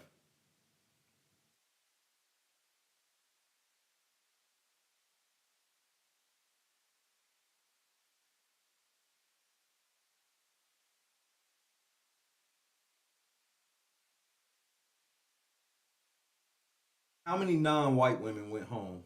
Or no, how many women went home on her HOHs? She's talking all this shit about when the girls got HOH. Oh man, Taylor won. So you can't sit here and be like, when they got HOH, they like put her out. Taylor got HOH and put them out.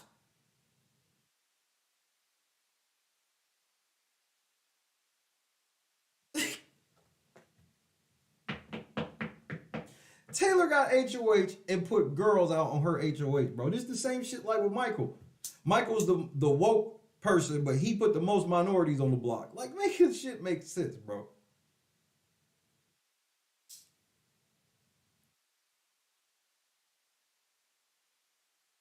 Two HOHs, two women went home on your HOH. So she hates women, right? Nope. They just make it up. That's why they always shoulder shrugging and shit. But for some reason, they didn't like her. Again, never a specific thing. There's some reason, stuff, and yada yada. Never a specific thing. So if the girls did get HOH and thought about putting out Taylor, it was for no reason. They just, nothing. Taylor never said anything. Taran said the bitch was cutthroat and would backstab. But then in the end, she never got a chance to. She never did anything. Taylor never did anything wrong.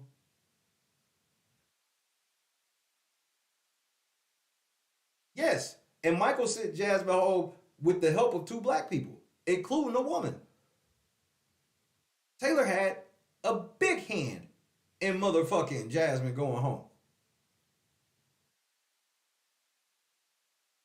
Remember, it was supposed to be girls' power, Melissa. Why ain't you getting on Taylor for not voting Monty out? He was on the fucking block. See, they all over the place. And they that's why they can't name anything specific. It's just an idea of what they feel this shit's supposed to be like.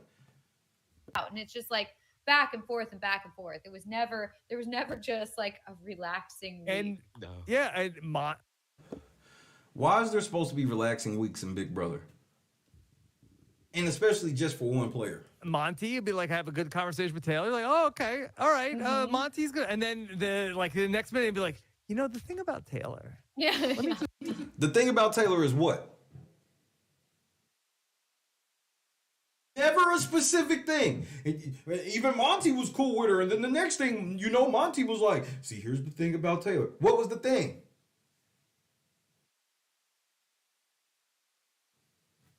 Never anything specific. Never a fact mentioned. Unreal.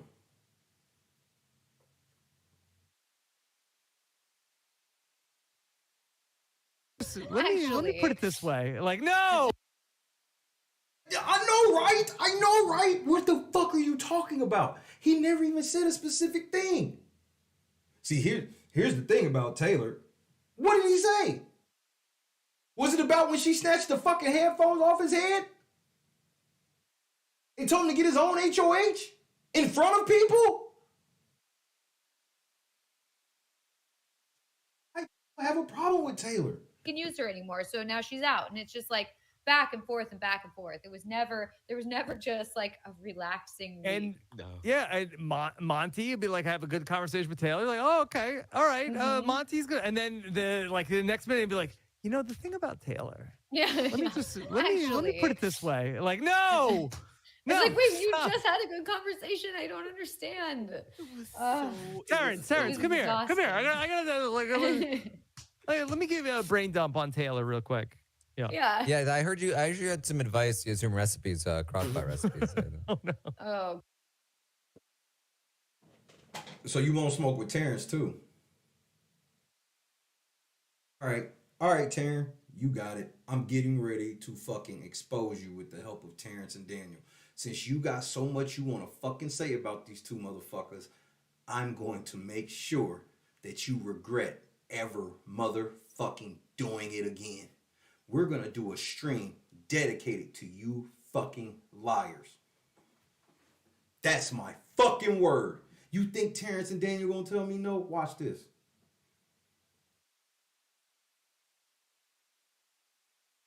Fuck you, Taran Armstrong, you bitch. But you about to learn a lesson, you punk motherfucker. I'm about to embarrass your whole ass now. Now I'm shooting over there. We're done. We're done with all that. All these pot shots of shit, you fucking bitch. You such a fucking bitch, Taran.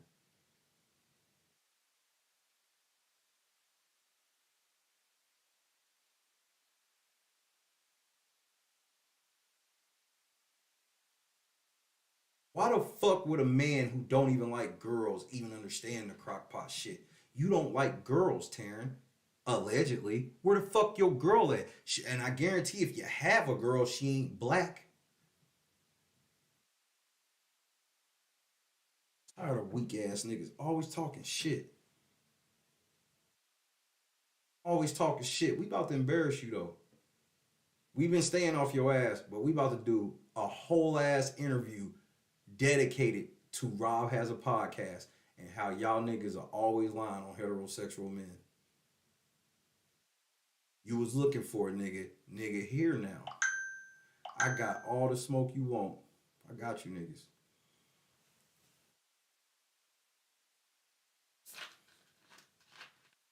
Yeah, I'm sitting here with crockpot recipes. Where's the fucking receipts for any of this shit you're saying, Taran? Your humor is garbage. You act like you won't smoke, but if any one of these niggas came publicly out right now and said, Terrence, step to the stage, you're gonna ignore like the bitch you are.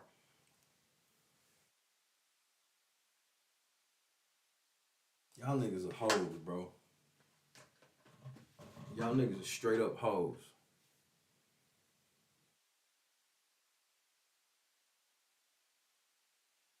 Punk ass white boy.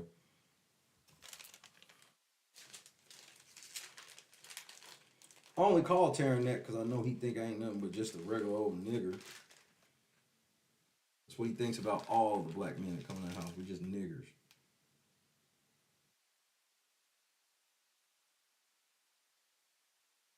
Taran already told you, he do all this shit for likes and views.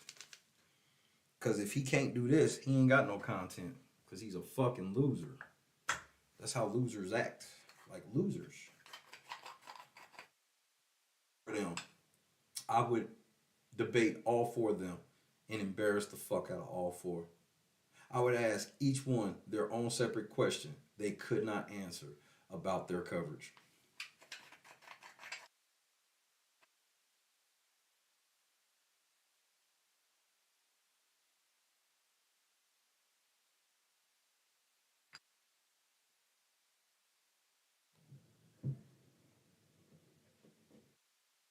Bro, they got a lot of black men on their channel and none of them are heterosexual. They're all gay. Yes, Tommy, this is a Wendy's that practices indiscrimination. But they think that we are in a society now where it's okay to openly discriminate against heterosexual men of either color. We not. A lot of the motherfuckers who get popped on Twitter, I'm like, you really think you can say this about heterosexual men out loud? You can't. Bro, that bitch ass nigga's still locked up today.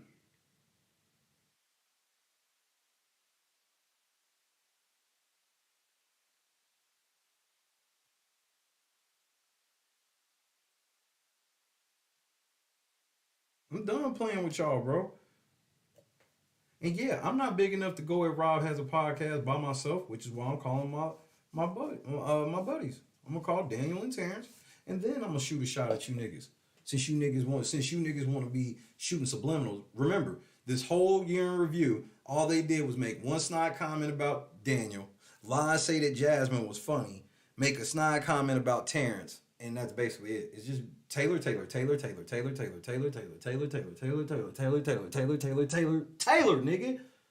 That's all y'all niggas talk about. And then y'all come in here and go, you're obsessed. How am I obsessed? Talking about her nonstop. They talking about her. You're obsessed. What up, Blake? Goofy.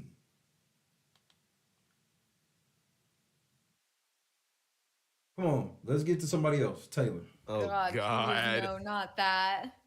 You know, I did not know. I'm coming out and confessing that I really had no idea what people were referring to the entire season when they kept talking about that.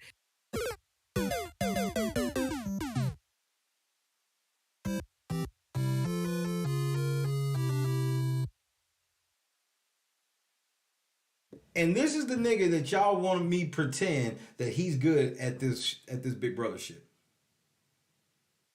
First of all, you didn't see it, and the 3 white people don't get it because they're not from where Terrence is from. So why the fuck a bitch like Melissa, a hoe ass nigga like Rob, or a bitch ass nigga like Taran would understand? I don't know. But this is these racist ass white people who think they get to cast judgment on shit that happens in black communities and the way that black people talk. Fuck you, nigga. That's why I talk the way I talk. Because I want you niggas to feel mad uncomfortable when I speak. I want you to feel uncomfortable every time somebody posts a fucking clip of me. I want you to feel it. I want your hair to stand up on your neck. I'm tired of you niggas out here talking shit.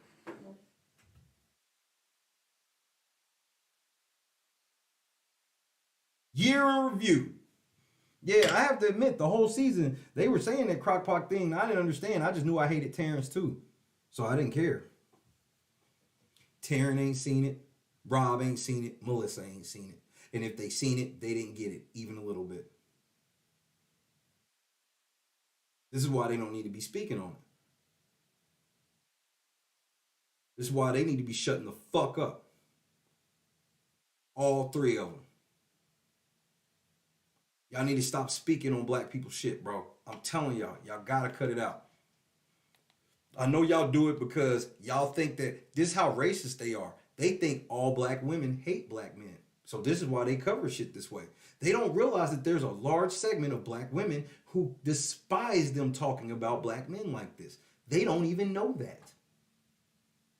Taran, Rob, Melissa have no idea of that. They have no idea that there are black women that find them racist. And the black women sitting here like, bro, we're doing this for you. No, you're not. You're tearing down other black men for us. That doesn't make sense. Nope, it's the new way to be able to tear down black men and make it seem like that was the popular stance.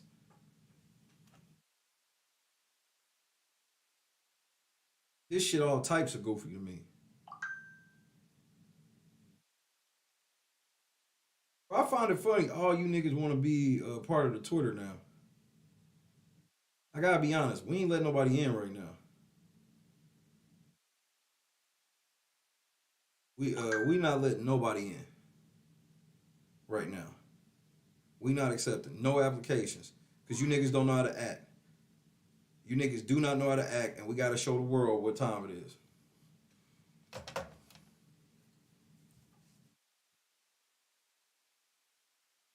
So, out rip, I'm gonna go ahead and say this. So, Joseph does a fake unboxing. It was fake as fuck. That wasn't the real box. It's just the shit he still has left over, and he redid it. That's number one. He's a fucking liar. Number two, it's Taylor in the video. Okay? So now you on the clock. So, Joe, you ain't even hit 10,000 views yet, and check this out. You only got 1,200 subscribers. You know what that subscriber count on YouTube lets people like me know, Joe? It lets me know how many fans you really have.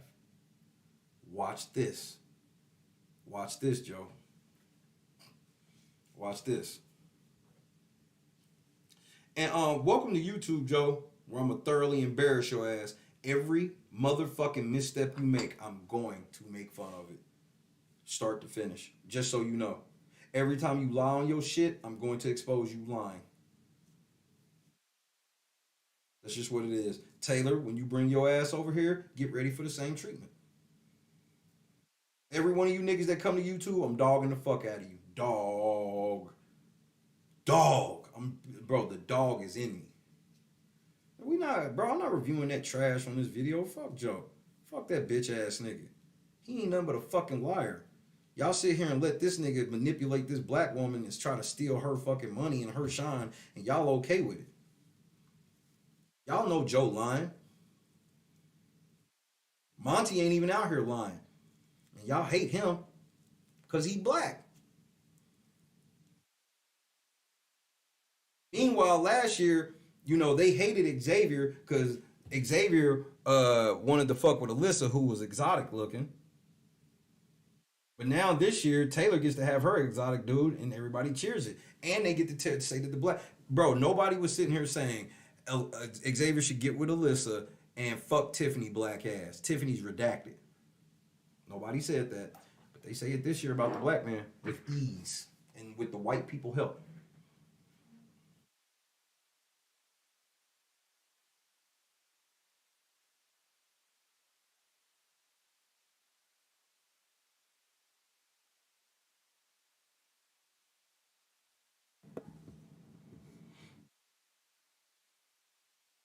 Jay, that's highly likely. Because if it ain't what I said, that's what it is. 100%. 100%. 1,000%. And I just now figured it out. It was the ultimate slow cooker this season. Oh, God. Wah, wah, wah, wah, wah. Shut your non-getting any pussy ass up, nigga.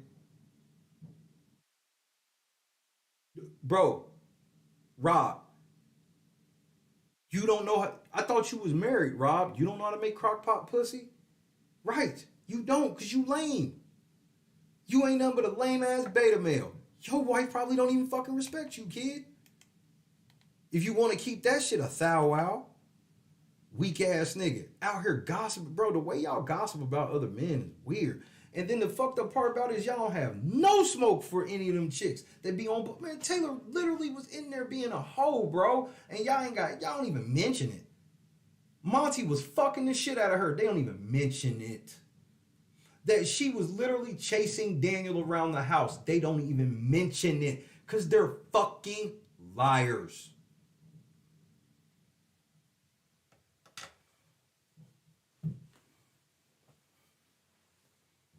It's all about, I told you, this is why I exposed a lot of shit in the last year where I told people, you know why all them places like Rob and different like Jokers and all this shit, you know why they do those polls? Because they just want to see what Twitter thinks. And then whatever Twitter thinks, they're going to slant their coverage. Bro, we caught Jokers lying this year. Big Brother Network be lying. So they literally be omitting timestamps now. Oh, yeah. So you'll go read a Joker's timestamp and you'll see some shit that make it seem like motherfuckers was just talking shit about Taylor or some shit. Then you go watch the whole thing. Bro, they have literally like 3 quotes from a 20-minute conversation. And all of them are pro-Taylor. Every time they, if it ain't pro-Taylor, it's something to try to make people hate these other people.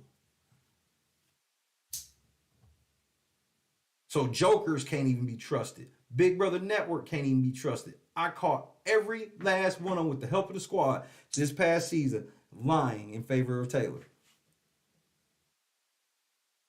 Some of Taylor's most devastating moments that I caught, you can't find on Jokers or Big Brother Network in an update at all. Go find the Jokers or the Big Brother Network update where Taylor laid in that bed and called herself a cold-hearted bitch or ice cold bitch.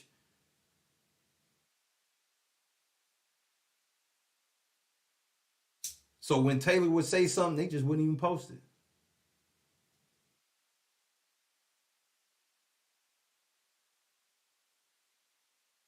little times they did.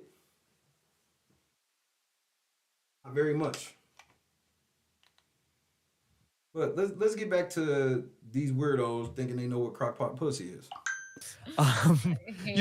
We also, there was a lot of fun to be had with the pool floats. Got a lot of mileage out of that. Oof. Hey Kyle, he talking about the pool floating. Yeah. I don't like That that lasted longer than 5 seconds, us talking about that. Yeah. Certainly. Yeah. That's and they're still together. This shit is drier than I don't know fucking what. So everybody else gets Terrence don't even get mentioned by name. Ellen and Alyssa don't even get mentioned by name.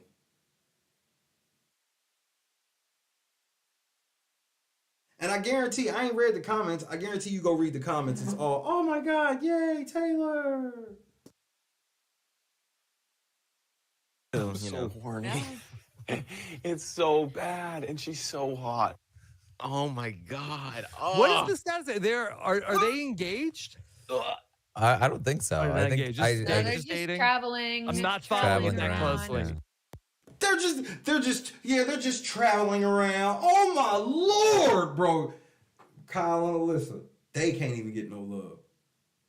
Yeah, they're just traveling around. It's all about Joe and Taylor. Cupid really struck a match with them. These motherfuckers. Hey, Kyle and Alyssa had dinner at the Eiffel Tower, my nigga.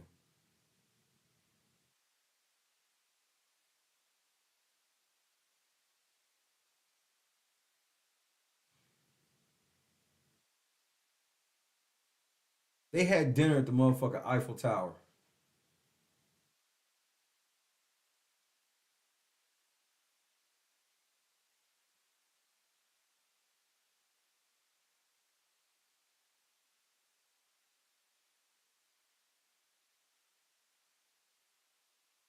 What the fuck has Joe and Taylor done that's even remotely close to that? Like, even remotely close.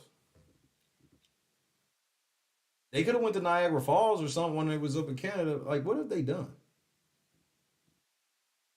At the Tower Cafe.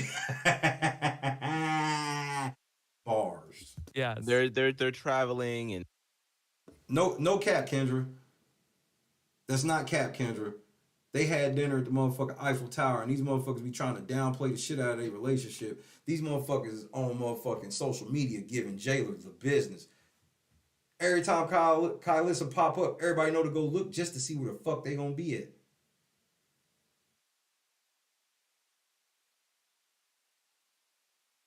Motherfuckers was swimming with sharks and shit. Motherfucking driving a buggy out in the motherfucking, just out in the motherfucking by themselves.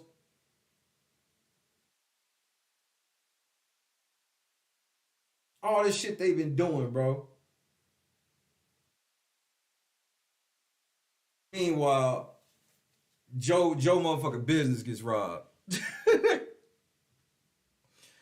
And then y'all said, yeah, they're just traveling around. What? So y'all so pro Taylor that y'all can't even show Kyle and Alyssa love. Bro, again, why do y'all have to be so petty about this game? Once the game over, the beefs are over. The beef shouldn't even be real. Again,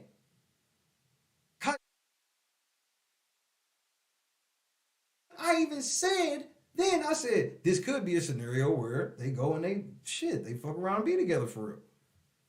Because I even said, bro, we gotta hold that dude could be fucking lying. We don't know that dude. That dude could be fucking lying about the whole shit with Alyssa.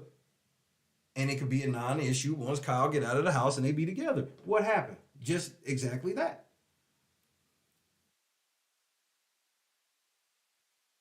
Rob, I guarantee Kyle is dicking Alyssa down now. That 10-second shit over now, Rob. Just so you know, that 10-second shit over. Kyle is dicking her down. So you can stay mad. That's why they fucking in France and y'all niggas are sitting here hating on it. I'm sure vying for horrifying Amazing Race floaties around the 35. world. Yeah. Yeah. Learning, Having yeah, a good fun learning time. where countries are.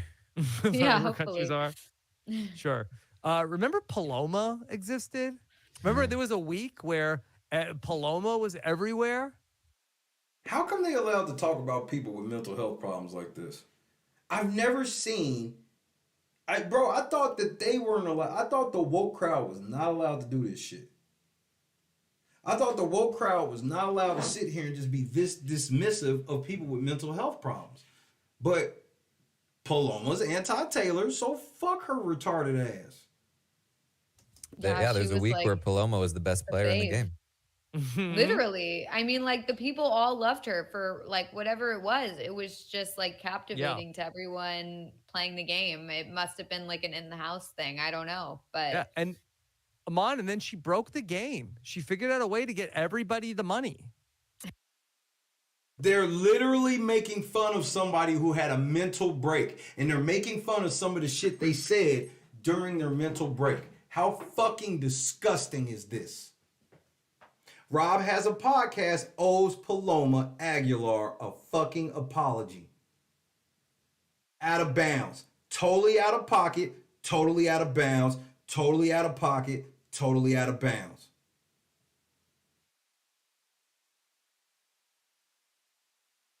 Everybody knows now Paloma was having a mental break, and you got Rob's sister Nino sitting here making fun of her. I hope that everyone has underestimated my potential for just massive destruction. King of the Seven Squad. Step your game up, rap. Or rap, step your journalism up, rather. All right, bro, for them to just be dunking on a motherfucker that had while they were having a mental breakdown, this is, this is the woke. These are the woke motherfuckers. They so perfectly woke that they allow the woke.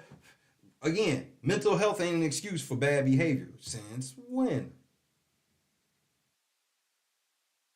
Motherfuckers get away with killing people if they can prove that their mental state wasn't right.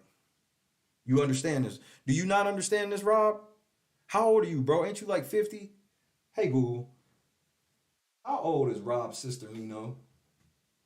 Rob Sesternino is 44 years old. Nigga, you 44 years old and you don't know this? You're a fucking clown. I wish her well. I wish her well. That's all I can say. That was the turning point. That was the turning point where that went from like Paloma is like really like is all over the place to like, oh, yeah, I think something's wrong. No, this nigga did not just casually hit. Oh, I think something was wrong. Yeah. I hope that casting has learned a little bit from this. I mean, obviously, you know, you can never really truly, as much as we, you know, talk a lot about casting and their failings and all that, you can never really truly predict what is going to happen with these people once you throw them in the house. So, I mean, but I hope that they've learned a little bit of something. What does that mean? Again, nothing specific. What lesson were they supposed to have learned? Don't cast Latino women? Paloma look like every normal bad chick.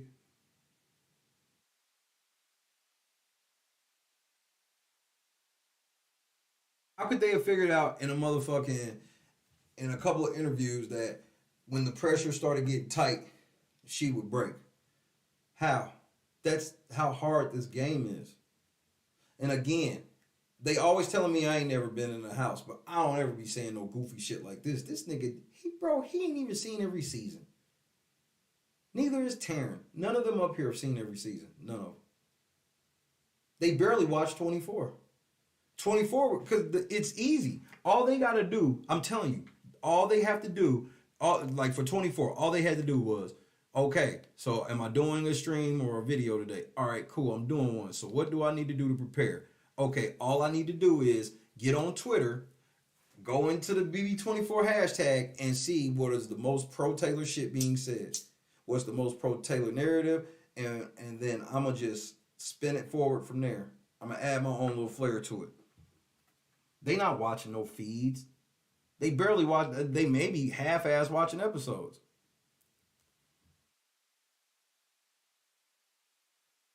Marcus, who the fuck you think you are, nigga? Dr. Sister Nino, he knows what the fuck's going on. Woman did say mayonnaise was her boyfriend. And they still said, okay, put her in the house. Like, you're in.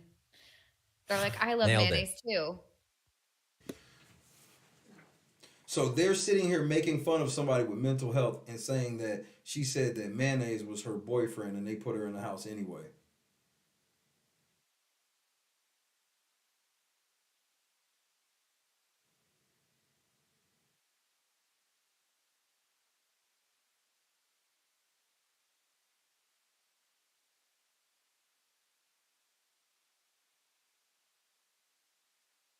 Yeah, they get Cliff Notes and they not watching Cliff Notes because Cliff Notes takes too long.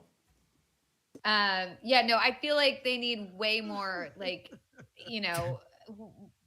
better psych evals. She didn't say that. They are saying that that's what she told CBS, and CBS put her in the house anyway.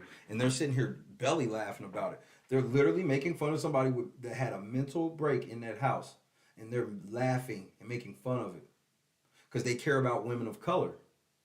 See, this is where the scam always gets exposed. They don't care about Taylor. Taylor's not an exception to the rule. Taylor is just the check.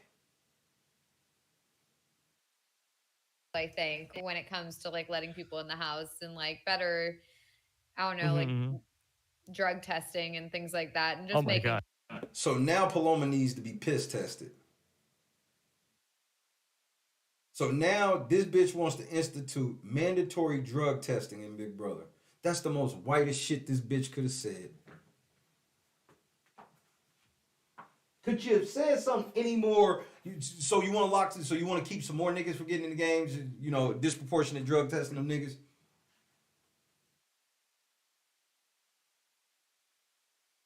This bitch just called for mandatory drug testing in Big Brother, bro.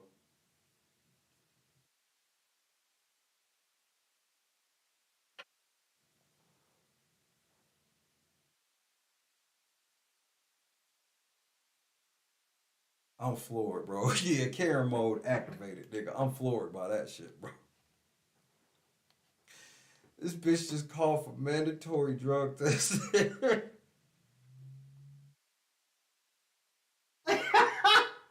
Nigga, stop! A nigga robbed them her own dick time, nigga. Oh, yo, the devil's in full effect. This bitch just called for mandatory drug testing, nigga. That was the most Karen-ish shit ever. Because Paloma, the whole Paloma situation could have been avoided if they drug tested. I mean, she is Mexican. She has something in her system. Damn, bro. Nobody has said this. Nobody has alluded to Paloma being on drugs, bro. Nobody. Not Melissa, I'm asking Daniel about this. Nobody has even remotely floated the fact this bitch was on drugs. Wow, bro. She's just straight up, CK. I mean, she is Mexican, She got something in her. Get the fuck out of here, bro. This bitch like, all because of Paloma. Now we need mandatory drug testing. What is going on? What, King? What the King? Come and help. Don't be coming here saying hello. Come and help. This bitch is, niggas can't do shit, bro. Nigga, all because of Paloma. Now we gotta have mandatory drug testing for the Big Brother. Nigga, no. The answer is no. The answer is no. Stupid bitch. This bitch, Paloma has a mental breakdown, and her takeaway is we need mandatory drug testing. Oh my Lord, bro. That's one of the wildest shit. That's one of the wildest things I've ever heard motherfuckers say on that channel, bro. Nigga, that's fringe as fuck. That's fringe in y'all neighborhood, bro. That shit fringe where y'all from, bro. That nigga said they need more drugs in the house. Paloma went crazy and now we need drug tests. And this is the woke ones. These are the same ones that go turn around and go, hey man, it's racist to have drug testing and means testing. Kendra in the cut one time, she said, basketball. I am a Division I basketball player. You're not talking basketball with me.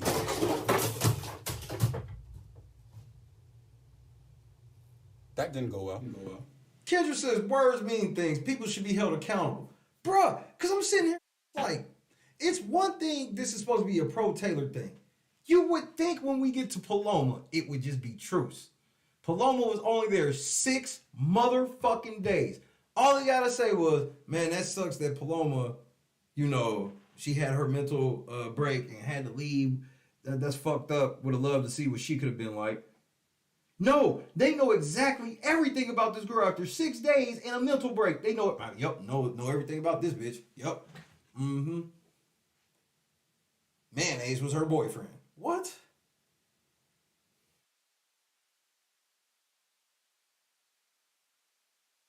You got this woman calling for mandatory drug testing. Put her in the house. Good, you're in.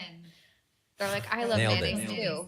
Yeah, no, I feel like they need way more, like, you know, better psych evals, I think, when it comes to like letting people in the house and like better, I don't know, like drug testing and things like that. And just making sure that everyone's like good.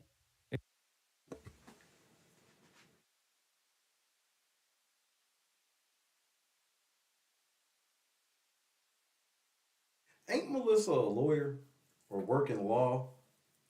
So, I mean, this is on par.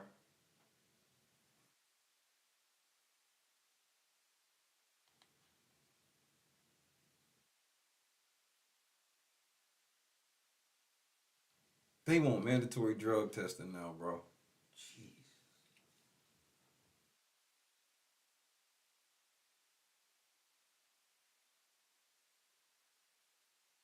We've reached a new low, Rob. What's up, Javon? Rob has a podcast wants mandatory drug testing for Big Brother house guests now. Why? Paloma's fault. Paloma's fault. These motherfuckers are insane, bro. Paloma has a mental health breakdown, and this shit is just a joke to them. Yeah. I don't know. Yeah. Speaking of better testing, you know, we're talking about the. Yeah, and Grace brings up a great point, Melissa. They also need to search white women better because white women actually were sneaking drugs into the house, not Latina women. It was white women. Confirmed white woman snuck drugs in the house. She admitted it. She snuck drugs in the house. The same white woman that got Paloma kicked out, or was help, or not got her kicked out, but helped start the whole motherfucking fire of making it go viral. Good and the bad, and the Daniel and Nicole of it all was another like. Yep, she in law. Thank you, Jay. Thought so. Very memorable moment. There was the big blow up that happened with Taylor, which at that point that leads directly to the formation of the leftovers, right? So I'm not bullshitting. We are 1 hour and 17 minutes into this shit, and they finally named a specific thing. And what was the only specific thing they named? The only specific thing they ever named. They named no specifics, and then they over-exaggerate the bathroom shit. Bro, it's been 3 months. Why are y'all still doing the same song and fucking dance? You can't name anything other than this bathroom shit, and then you over-exaggerate that. Lies! Is that all the same day? Yep. And so there's all of that, and then it all plays out like on the feeds, and then of course in the show, and then Daniel does that he what does he end up doing? He ends up not using the veto where he could have said. So again, they dance over the bathroom shit because they don't want to talk about what actually happened in the bathroom. It was such a big blow up that's it. It was a big blow up. We deemed it a big blow up. So it was a big blow up. It was not a big blow up. Daniel said one motherfucking thing. And Taylor was embarrassed that she got Jay down on in front of the house. So y'all can stop. Stop fucking lying. Nicole? So that's the next week he is going to use use the veto where he was initially not wanting to use it because he was worried that Nicole might go up, and then when Monty tells him, hey, I think that you should not use the veto because I would worry about like where the votes are. He's like, oh, he's trying to convince me to not, he's bluffing. He knows he doesn't have the votes. So I should use the veto. And so he goes ahead and used those So what did Taylor have to do with that? Nothing? So their first real discussion about something that happened in the game, Taylor had nothing to do with it. They've been sitting here kissing this bitch ass for over an hour, and they can't even, they ain't articulated nothing she's done. But they just told you how Monty Jedi mind tricked motherfucking Daniel into doing that shit. All hail King Monty. Ounce. I mean, talk about like, Marvin being the architect of Jailer. Daniel is the architect of what is now an official partnership between Miss Taylor Hale and Lay's Potato Chips. They have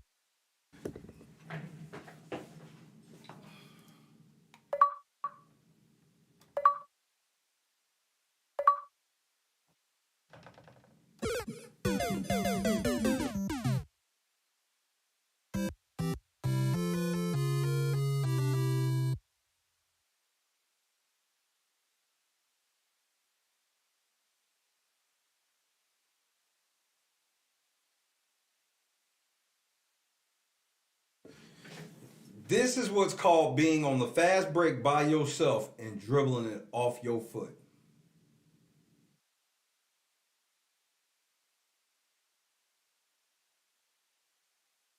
Nigga, you didn't even have to go this route. You didn't even have to go this route. Oh, nigga, they gave this bitch a year's supply of chips and one custom bag of chips. Daniel got a show in Las... Bro, y'all niggas is crazy than a motherfucker, bro. Y'all crazy than a motherfucker, nigga. Daniel out here running so many laps around this bitch. Every time this nigga say something, y'all niggas get hurt about it. Y'all niggas is mentioning Daniel too, because y'all know he's the most popular villain. So is Terrence, thanks to the late night crew. Who else have they had smoke for by name other than Terrence and Daniel? Nobody. Hey, y'all can take all the shots y'all want. Y'all ain't gonna be able to ruin the credibility of Big Brother players from that podcast position, bitch. Not without facts and receipts that you never have. You never have facts and receipts. You just sit there and you lie.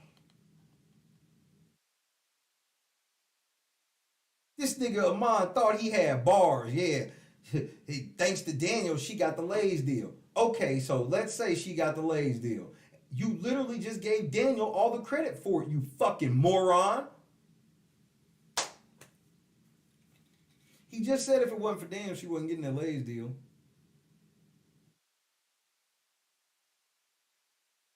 Aman, we read the letter, bro.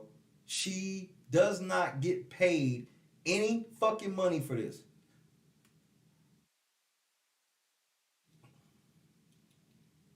And Taylor already made her video from the car. I told you it was coming. Just in case those didn't know. I told you it was coming. I told you as soon as I started talking that shit, she was going to do a video from the car. Did I not say that? Did I not fucking say it? Did she do it? Did she do it? Yeah, because she watched every fucking show. Karen, she don't watch every one of y'all shows, but she watch every one of mine.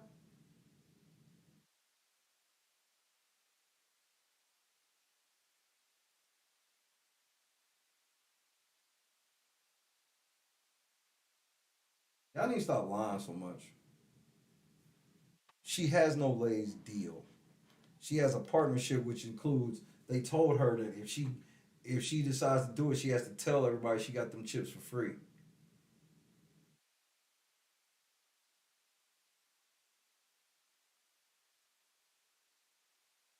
Fucking lying. This nigga, bro, he heard this Daniel shit. He was like, yes, here's my chance. I can say some freestyle bullshit about Daniel now. Go ahead. Being the architect of Jailer, Daniel is the architect of what is now an official partnership between Miss Taylor Hale and Lay's Potato Chips. They have sent this woman a special. Look how nobody said shit. The lawyer know better. The lawyer know better, nigga.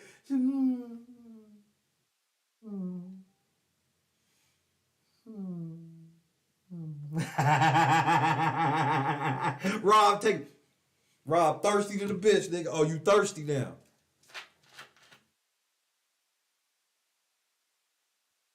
What are you guys talking about? Delays?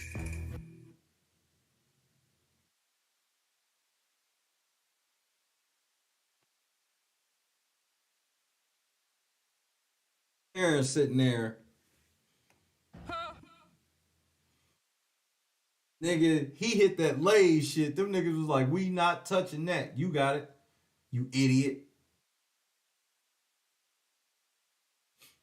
Rob, Taran, Melissa watch LNC confirmed. Or they actually just know the truth too. They be knowing the truth. Like, Rob, I want y'all for the record to know, Rob and Taran are not stupid. Melissa, she's stupid. Rob and Taran, they know what they doing. Daniel is the architect of what is now an official partnership between Miss Taylor Hale and Lay's Potato Chips. They have sent this woman a specialized bag with a sash on it, calling her. They have literally named her the Queen of Lay's.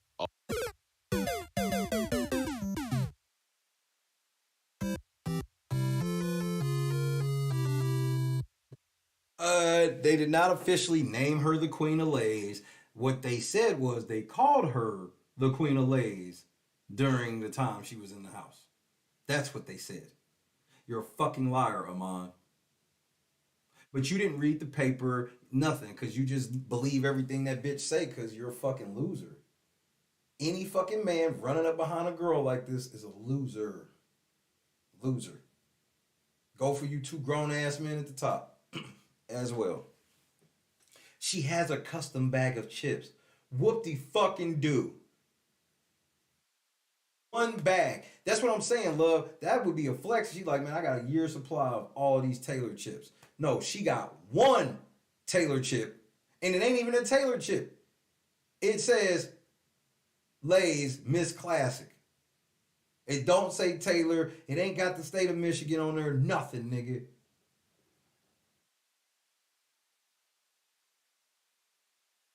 One bag. All because what up, Big? Because of this crazy week in Taylor's game, probably one of the lowest points in her game, and it is the wins are still happening. Like I just, to me in my head, and I don't want to like stand too hard.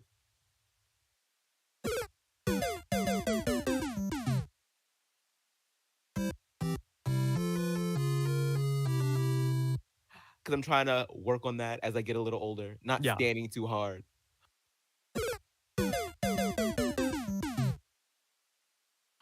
But it still just doesn't feel real. It doesn't feel real that this woman just won Big Brother 24. It doesn't feel real.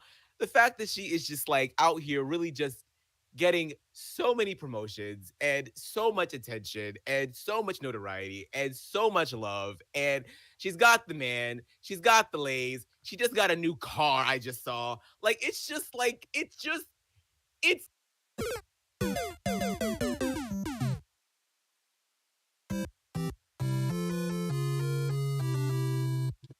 They not co-signing at all.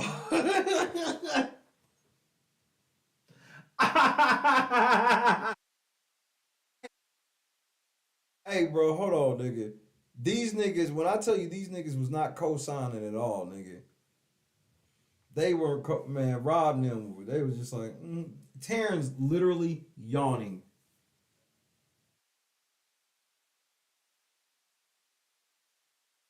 This nigga's sitting here melting down, nigga. He said he wasn't gonna go full stand. He went full stand, and Taran is literally yawning at this nigga. Melissa getting ready to laugh at this nigga. Rob's like, oh, fuck.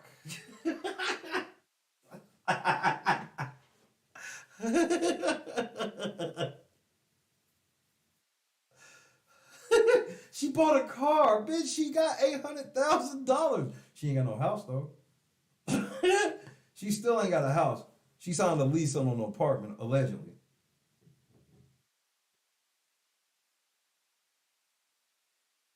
Which she only said that shit because I said something. She, you'll never see her, because she's already explained why you'll never see her in the place, even though you see her everywhere else. I don't want people knowing where I'm at. Well, you always showing people when you at home. You always over your mama house. You always showing people when you over Joe's house. You show people when you over motherfucking Todrick house. So I don't want to hear that shit that you so sensitive about your location. And she called herself a single woman. She was like, you know, as a single woman, you know, she don't want people knowing where she live. Taran, oh, Josh, 100%. Taran know these niggas are stupid. That's why he manipulates them and takes advantage of them. That's why I always catch him in moments like this, because this shit's boring to him. He'll pander for the money or whatever, but you know, he ain't really got no input. Again, they never say anything specific.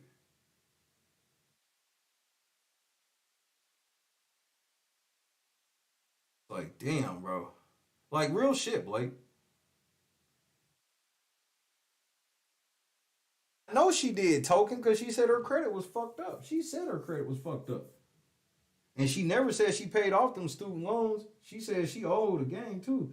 But she started blowing through this money. She going on another cruise this week. And this nigga's like, and the wins just keep piling up. No, the losses are coming. Nigga, just watch. Listen, you don't even have to listen to Aman. Matter of fact, I'm gonna mute it. Still happening. Like, I just look at their faces.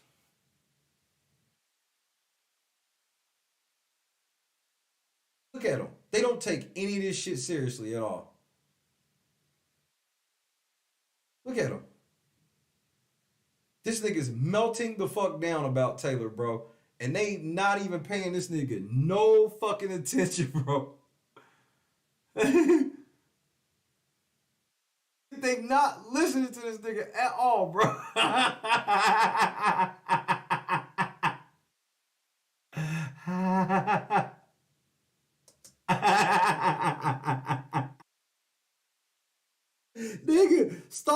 Nigga, stop fucking playing. Miss J, happy holidays. Miss J, stop motherfucking playing, bro.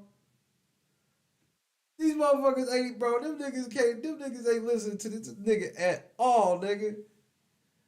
Yeah, he's doing one of them nigga rants. We gotta be woke and just let him do it.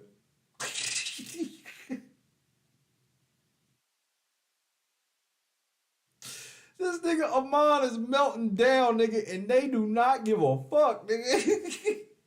Watching this shit on silent was everything, nigga. I'm sorry, I don't give a fuck, nigga. That shit was everything to me. Them niggas is melting down. This nigga's melting down about Taylor, nigga. They like, man, if you don't shut your weak ass up, you just start talking black. Oh, shit, Aman.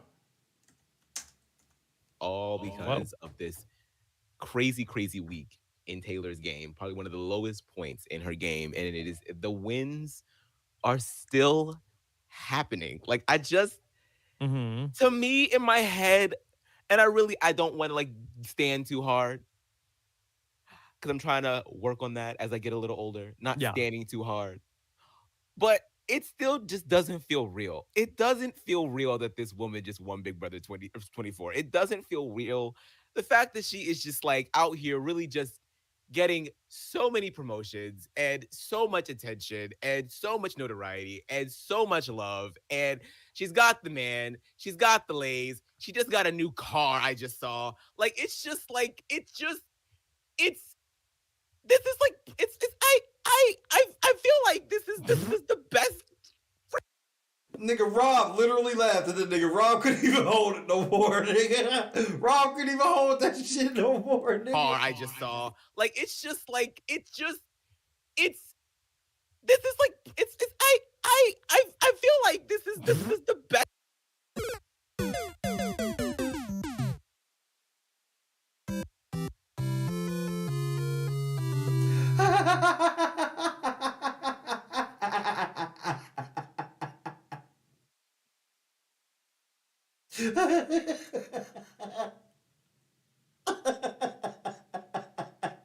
This nigga was melting the fuck down, nigga.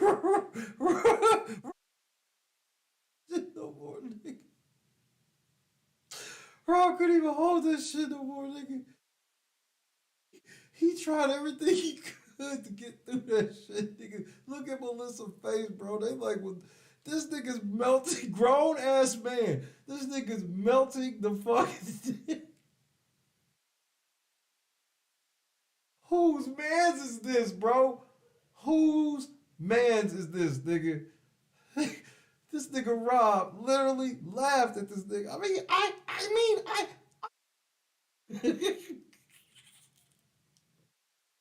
oh shit. Hold on, April. No, AB, let me do it, AB. I'm already letting you sit up here.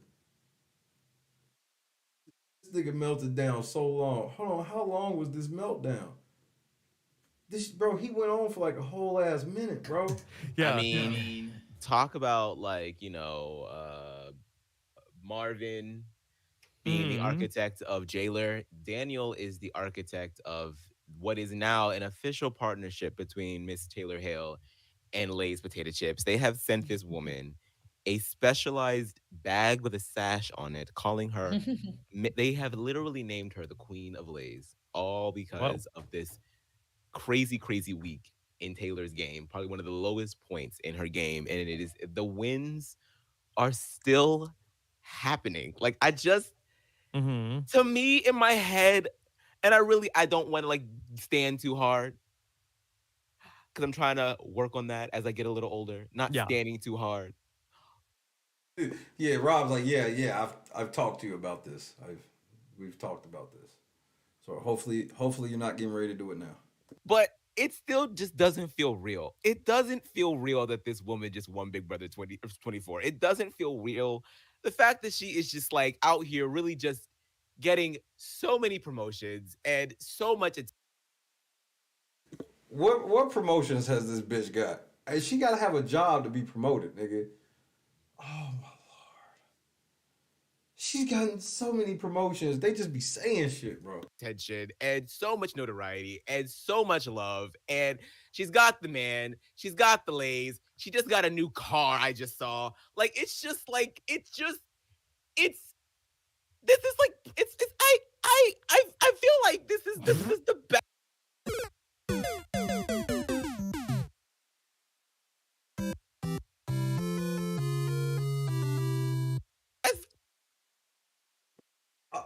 Oh no, Cindy. I'm sure her lays don't have a price on them, so they're less than $2.99. Freaking winner for Big Brother ever. I just don't know how anybody is going to top this reign. It's just not. And then for it to all happen in the same.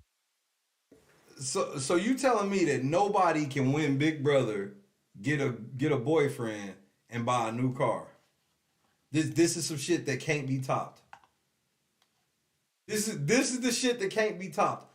A nigga winning Big Brother, or a woman winning Big Brother, getting a boyfriend, and buying a car.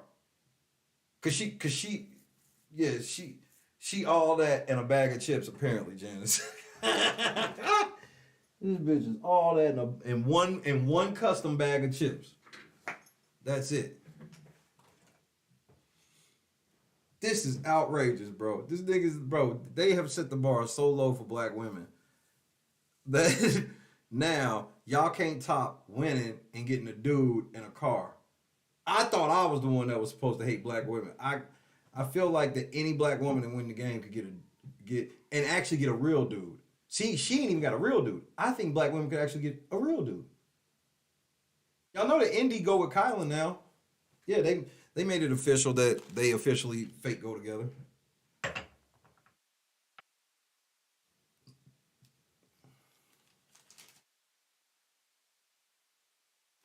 This nigga act like this bitch got a Bentley. She got a car that got charging problems.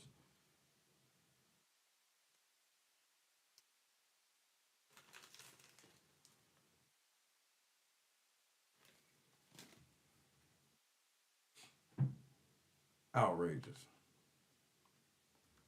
Ever. I just don't know how anybody is going to top this reign. It's just not. And then for it to all happen in the same year that Beyonce releases that album, and that album.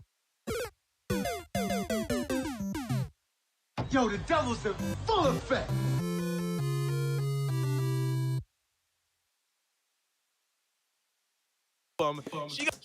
No, I said it right. It's Indy and Kylan. I didn't say Kyle. I said Kylan.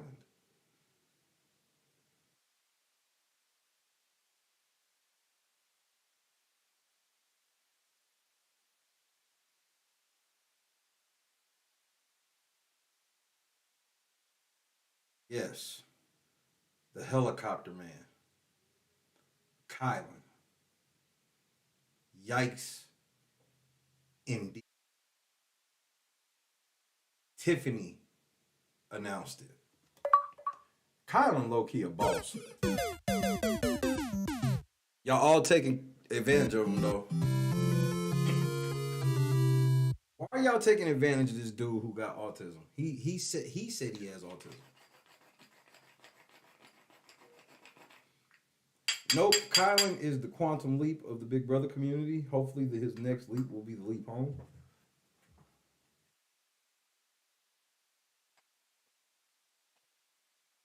Yeah, Token.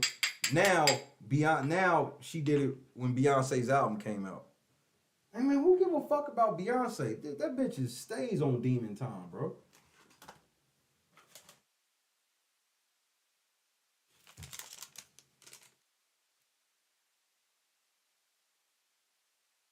Indy does not have a type. Indy's type is clout. I guess if you can call it a type. Whatever she can do for clout. So now she fake go with Kylan after she tried to fake go because her and Joe were supposed to go together. Terrence told me that this was something he said in the jury house. Joe and Indy were supposed to have a fake relationship coming out of jury, and then Joe ditched Indy to do the shit with Taylor. Once he saw that Taylor shot at him like that, you know, because the only reason that Taylor shot that shot at Joe on finale night was just to get at Monty.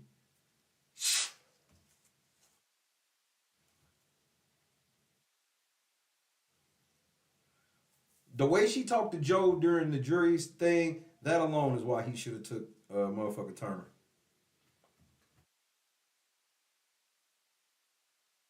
What was y'all gonna call him? Extra redacted? We were just gonna call you redacted, but since you did that, we're gonna call you extra redacted. Like that's why I'd be like, bro, there's no, bro. They are the kings and queens of pulling their only fucking card. So when you know they're gonna pull their only card, you might as well just win.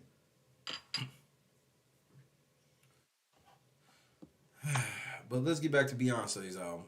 I got to listen to and I got to watch her listen to that album in real time, and it just you get. Oh, that's idolatry. Oh, that's idolatry. This nigga said he got to watch Taylor listen to Beyonce's album in real time. Mind you, he couldn't hear what she was listening to at all. He was just watching her, listening to it, and bro, this nigga's nuts. Oh, wow. And they just letting you go. They literally are laughing at you. They're all laughing. They went from yawning and shit. Now they're all laughing at you.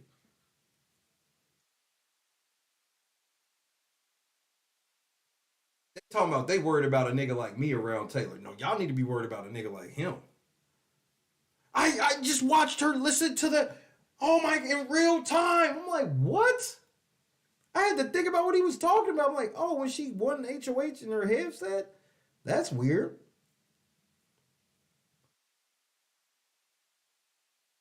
Ain't nobody co-signing. But this is when he's in token mode. They're like, yeah, that's our little black. he's fun, isn't he? He's very animated.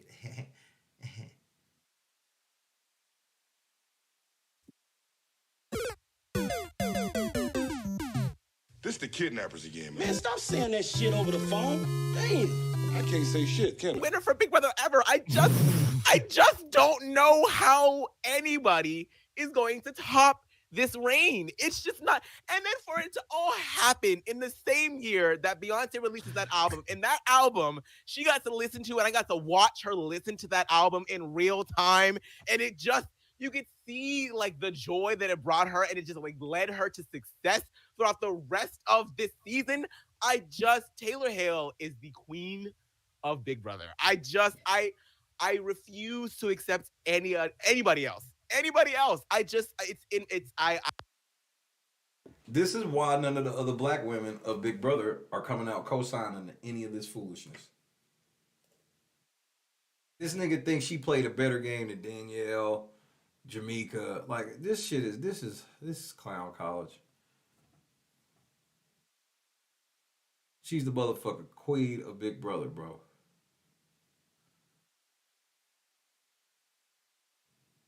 She ain't better than Rachel Riley, nigga.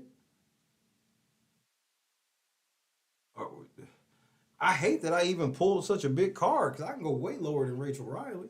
I can go way lower than Danielle. She played a better game than Monica.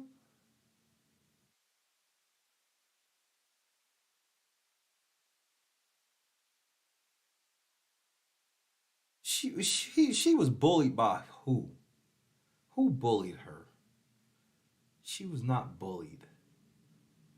Words mean things.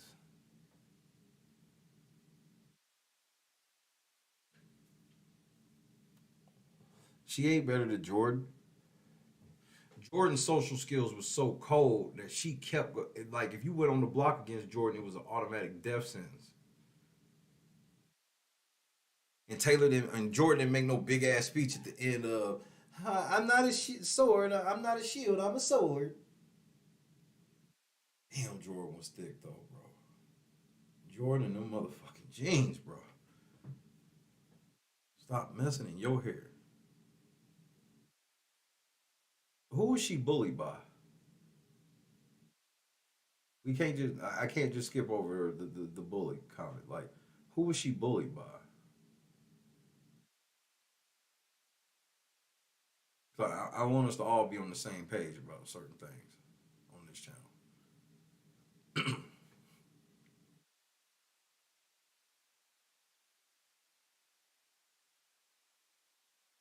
You do understand that they can't bully her from another room. There was never anybody that ran down on Taylor. That's why the only thing that can be named is the one little flimsy thing that Daniel said to her. Saying something behind somebody's back is not bullying.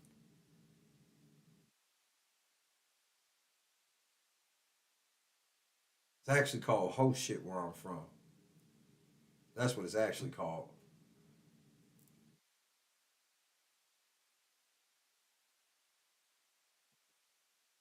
Didn't nobody bully her. None of them girls said nothing to her face.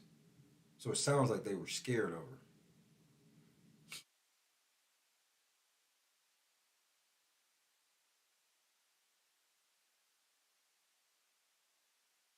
Because where I come from, when people get the bullying and motherfuckers get the crying, they get the bullying harder. They don't let up. That's what real bullying is. The fact that they know that it's going to tear you down mentally is what keeps them going. They don't bully you, then tear you down, and then go, oh man, I feel guilty. No, that shit gives them a hard on. That's what bullying is. Gossiping behind somebody's back is just that. Gossiping behind somebody's back. It's not bullying.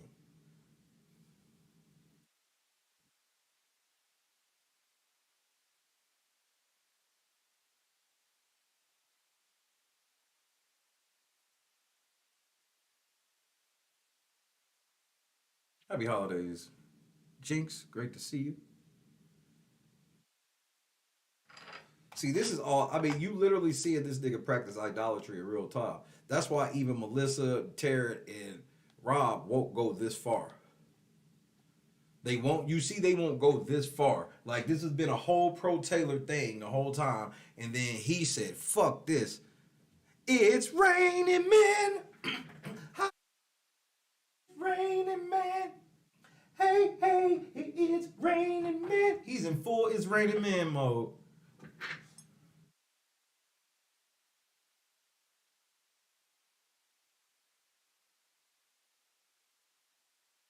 And they like, yeah, this is a bridge too far for me. I ain't even listened to Beyonce album, to be honest with you.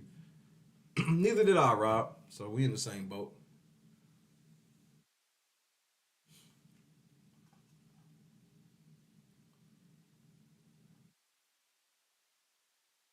This is just, Marcus, you right. This nigga nuts. All hail the queen. All hail the queen. It was right there. Just literal idolatry at the end. All hail the queen. See, when I would say all hail King Monty, it was like a joke thing. I don't really think that nigga's my king. You really think this bitch is your queen? This is Aman not standing, by the way.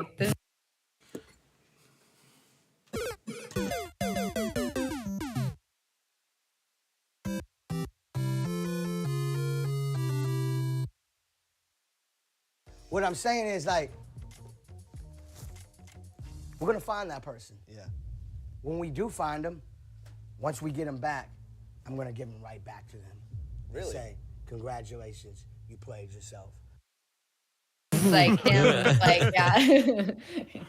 You're doing a great job. This is mature Aman. It's just so. They are literally, yeah, this is mature, Aman. Yeah, we'll lie about her and stuff for likes and views, but we're definitely not doing all of this. Yeah, our token, he can shuffle and dance. He's still going. He won't stop. Once they get, bro, when jailers get into that mode, they can't get out of it. It's some type of euphoric dopamine hit they get. It's like a weird dopamine hit they get from it. Cause I'm like, it be bugging me out. Like, he's been going for like 2-3 minutes straight and he's still going. They making fun of him and he still can't stop. Oh, it's just so intoxicating, the entire narrative. It's just so I love it. I mean, I love it. News of Taylor, like, too, and her story, like, traveled, like, all across the internet. Like, I feel Not the cap. Why are you lying? Why? All right, get specific. like everyone was talking about it, not just Big Brother people. Like, there were so many articles. Every podcast I listened to, like even podcasts that like don't talk about Big Brother ever, were talking about Taylor, would have Taylor on as a guest. Like, it was just. Still no specifics. This is how you know they're constant liars. They never they never name a single specific. Who, what, when, where, how? Huge. It was everywhere. I mean, it was everywhere. amazing. It infiltrated. I've never seen that.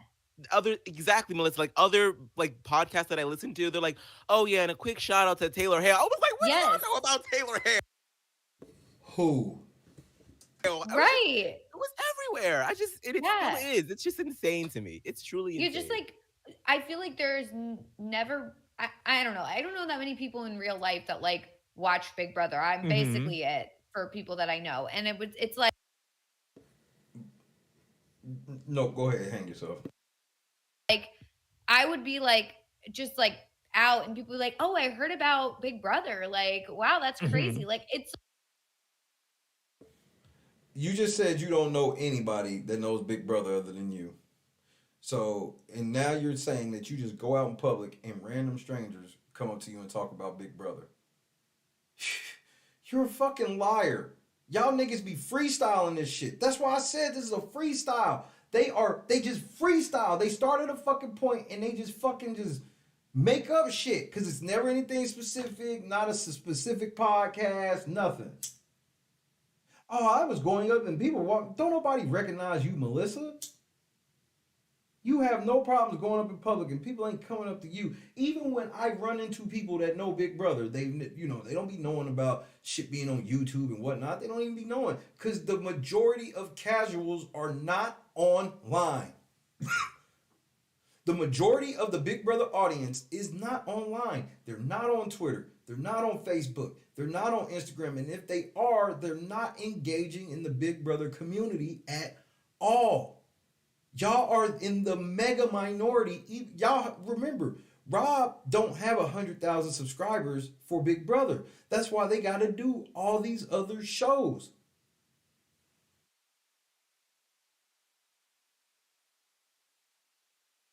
What up, Rihanna?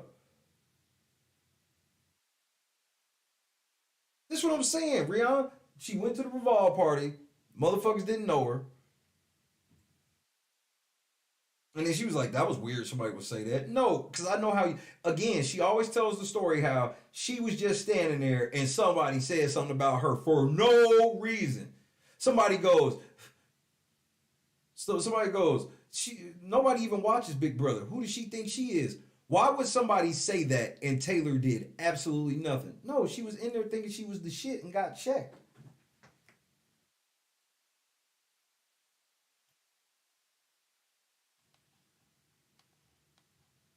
They just be making this shit up, freestyling, nigga.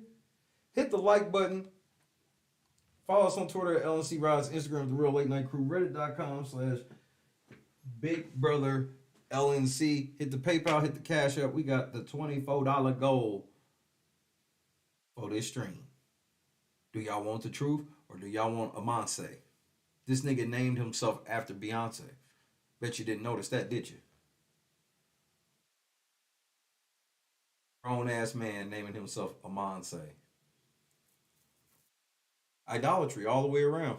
like, what? Like, how did you hear about it? But like, everybody knew about it. Everyone was familiar with Taylor's story, and it just, it really like, it just went way further than normal Big Brother does, and I think that that's so powerful. And I have to say, like, on like leading off of that, like a lot of like, there's a lot of people in my family that like obviously know about.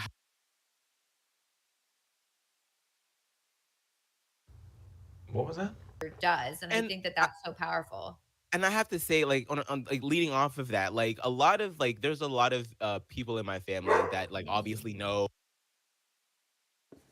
Taran, that was your dog? Nigga, that was Taran's dog, nigga. About how I've been trying to get on Big Brother and all of this. And, you know, a lot of the older people in my family are from a certain generation, and they're like, Aman, don't go on that show. You know what's going to happen if you go on that show. And I've been trying to tell them for years that, like, no, you know, the progress is coming, change is coming up. No, nigga, they're telling you not to go on that show because you suck at it and you think you know the world and you don't know shit, and you're going to go on the show and embarrass yourself. We tired of, bro, we've already seen you in the house a million times. You ain't gonna be nothing but the new Lawan, the new Parker, the new motherfucking Marcellus. We've seen the gay black man. Can we get some straight black men in here? I mean, it's very disproportionate, the amount of gay black men that's gotten in this house. Last year, they had 3 black men in the house and only one of them was heterosexual. Make that make sense.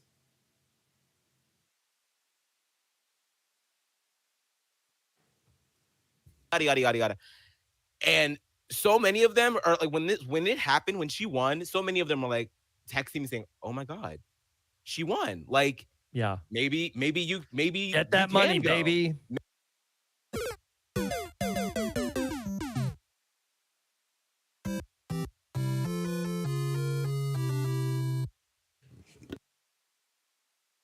Hey, nigga, you a motherfucking lie. Timestamp where it didn't happen.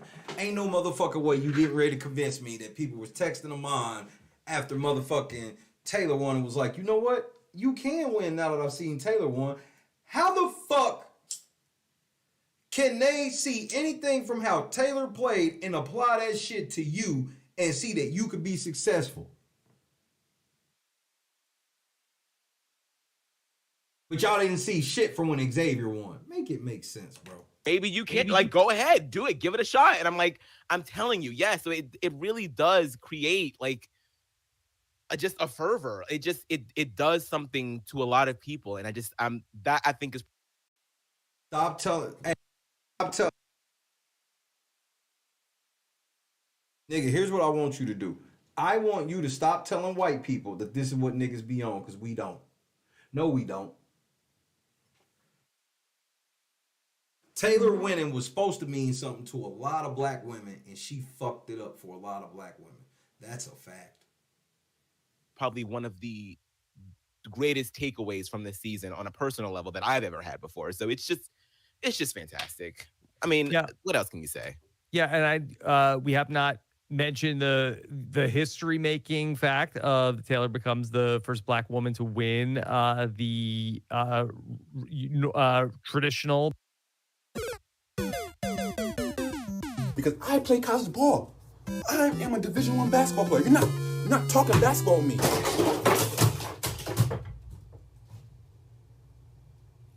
That didn't go well. He can't even get it out, nigga. Rob can't even get that shit out. Big Brother game here in the U.S. And so there is that, amazing achievement that she did. But the fact that she won was also, it was such an improbable journey. But Taran, even going into the finale, we really thought it was a long shot. It was.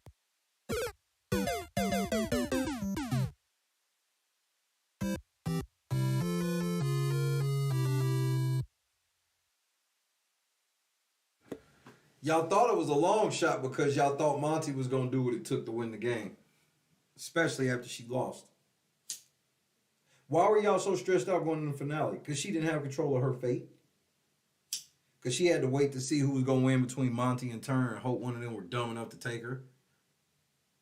So yeah, it was a long shot. But Monty did it for Wakanda and y'all still hate him. It was difficult to say because, the way that people 180'd on Taylor so often in the house, it was like, who knows? And there was this like misleading jury segment. And as we had just seen Kevin pull it off in Big Brother Canada 10. But as we were talking about, like Big Brother Canada doesn't really have as big an influence on BBUS. They hadn't really seen that. So the idea that somebody like Taylor, who hadn't won nearly as many competitions, could win over Monty, who was, a big competition winner, drove the strategy of the final few rounds, made those calls because he had those competition wins. It seemed like it could be difficult. And it was hard to say exactly where it might go. And then she just, not only does she come in, the jury's already on board, but she just completely crushes the final speeches. Yeah, because all them competitions, she fell on her face. This nigga, bro, just bullshit salad supreme, nigga. Jeez. She was just crushing those final speeches. That's him admitting that she was fucking garbage and manipulated the jury to win. But y'all not gonna say she manipulated, even though that would make her game. If they told the truth about her game, they could make her sound like this great player, but they can't. In such a great fashion, and that's like what I really hope people, if they watched it casually, if they're watching it back, if they see her speech, because she articulates her own journey so well. And she explains it better than I think the edit came close to. Yo, she explains it better than the feeds and the edit can ever show, because none of the fucking shit this bitch says or you niggas said happened. Oh, I don't know how any winner can top her. She got a boyfriend and she bought a car with her money. The fuck kind of bar is that? Man, y'all, this is bullshit. Explaining it. And so that's amazing. And to see like how involved she still is with the fans. Like she's still engaging with people about the season. She did so many interviews. She did so many. She ain't, and in all those fucking interviews, they haven't even asked her a single tough question. All of these outlets she did were all of the low tier. She did interviews with anybody that wanted to do interviews. Anybody. And the biggest one she got was Jalen Rose. Not on like Jalen Rose TV show or no shit. No, just this little ducked off corner for Jalen Rose where it was just, again, you shitting on your whole cast. You only got that one interview because you was willing to gossip about that Miss USA thing, because that podcaster was part of that shit. That nigga tried to act like he cared about Big Brother for 2 seconds ago. Hey, you want to talk about this Miss USA thing? I had no idea. Taylor just hit me out of the blue. Bullshit. Bullshit. Bullshit. Bullshit.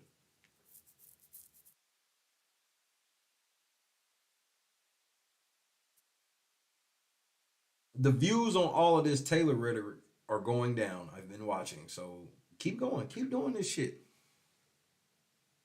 And LNC is still. So keep going. Please. Interviews. You know, I think that like she's such a great like ambassador for the show and for any woman that hates men is not a great ambassador of the show. You want the ambassador of the show to make all straight men not want to watch it? And the show, and this is the thing. This is that fucking stupid shit they do. They publicly say fuck men, they lie on men, and all of this shit. Then they push all the men away. And then when all the men stop watching and then the show falls, they will say it's because the men are sexist. So if you don't sit and watch them lying on you and doing all this bullshit, then you sexist, because this should be what you want to watch. She's great ambassador of the game. How the fuck she the great ambassador of the game and she won't even talk to the #1 source of Big Brother news on earth? Stop. Stop. She need to learn how to be friendly and friends with people. She don't play well with others, which is why the whole house didn't fuck with her. Duh. You know, for whatever she chooses to be an ambassador for, whether it's Lay's or, you know, anything else. So it's really like, it just doesn't usually come together like this. Not like this. And it was still, as Rob, you're saying, it was still like all the way until the end. It was surprising. It was not a given. Totally. Yeah. The speech was just so incredible. She did such a great job. Really, you know, ran circles around Monty in the final. Did she use her pussy to run circles around Monty? What kind of circles was she running around Monty? What did she use to run circles around Monty, Rob? I mean, you brought it up.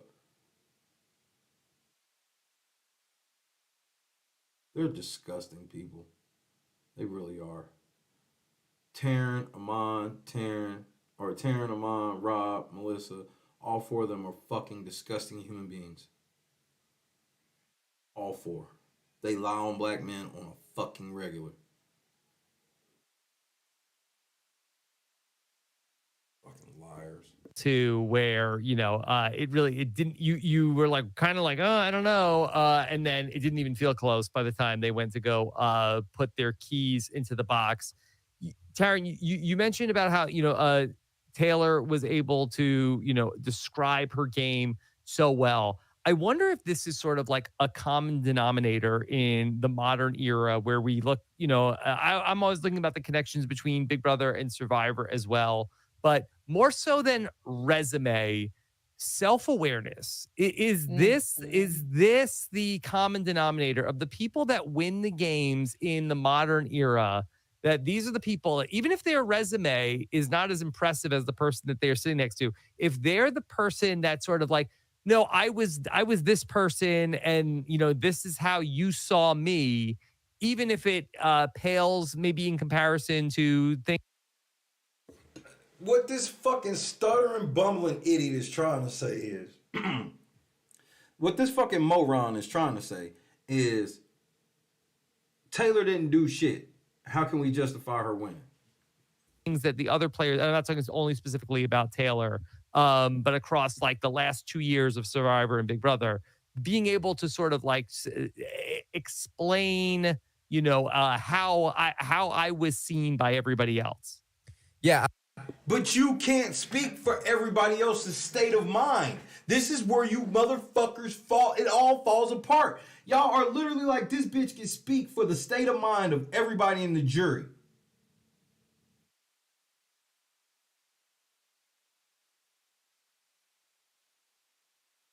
Objection, Your Honor. Cause for speculation. Ain't that right, Melissa?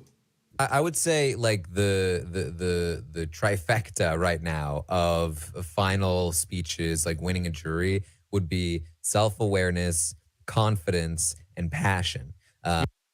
Zero self-awareness. She only had a passion in herself. If you can combine those three things, you'll have a great chance to win no matter what game you played, in my opinion. Especially if the person you're sitting next to doesn't have those things. So earlier, Taran, you said nobody should play like Taylor. So they should play like Taylor?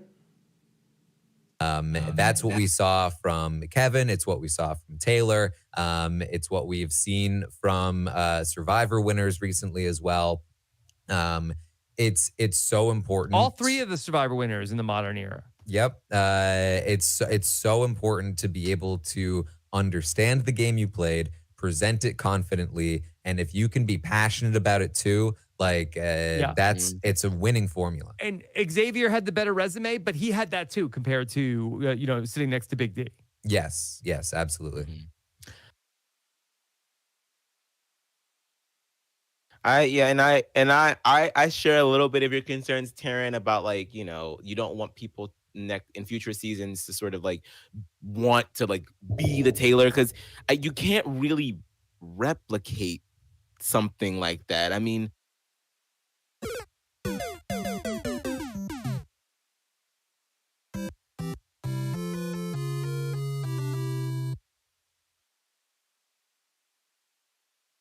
why won't y'all just admit that she won the game for no Big Brother reasons whatsoever, and y'all was just on some woke shit and wanted a black woman to win no matter what? Y'all never thought about a scenario of how bad it would look if a black woman won where everybody clearly just gave it to her and she didn't earn it. Y'all never thought about how that could hurt the cause. You never thought about it. You didn't think about it one time. What she had to go through. I mean, it's like, that's like, I mean, if you want to be the actual Taylor, you're asking to be. Yeah, you don't want to be like, all right, everyone make fun of me, please. Yeah. Behind my back. Oh, and to my face. That would be nice. Who made fun of her to her face? Who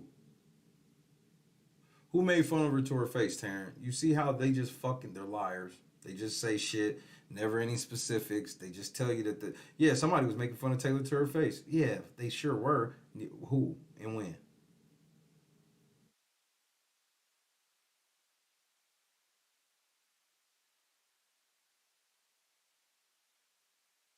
Exactly, Donnie. Her winning the game is not really up to me. He compared her social game to Kevin's social game. Just disrespectful. Yeah. Or it's You- just somebody trying to like pretend like they're a victim, like to get sympathy Yeah, like- when they're actually not, like to be like, oh, I'm all alone. It's like, well, like, Yeah, no, well, you're that's- not. So I feel like it's Yeah. hard Pretty to common. like, it's hard to, but I feel like that doesn't garner you any sympathy with the audience. I feel like the audience is like, yeah, no, you're not alone. You're doing this to yourself. Like, so I think like it would be like impossible to And intentionally replicate her exact game and her. Yes, it's because it's so hard to have a chick that was so worthless in the game play victim so much and have the media behind her. It was this, we had never seen this shit before, and if you motherfuckers try to do it again, it looks total pander fest. And just so y'all black women know, you hear the white people are telling you they don't want to do this again. The white people are openly telling you they don't want to do this fake shit for the black woman no more. We did it. We did it last year, and we did it this year. Let's get back to the game.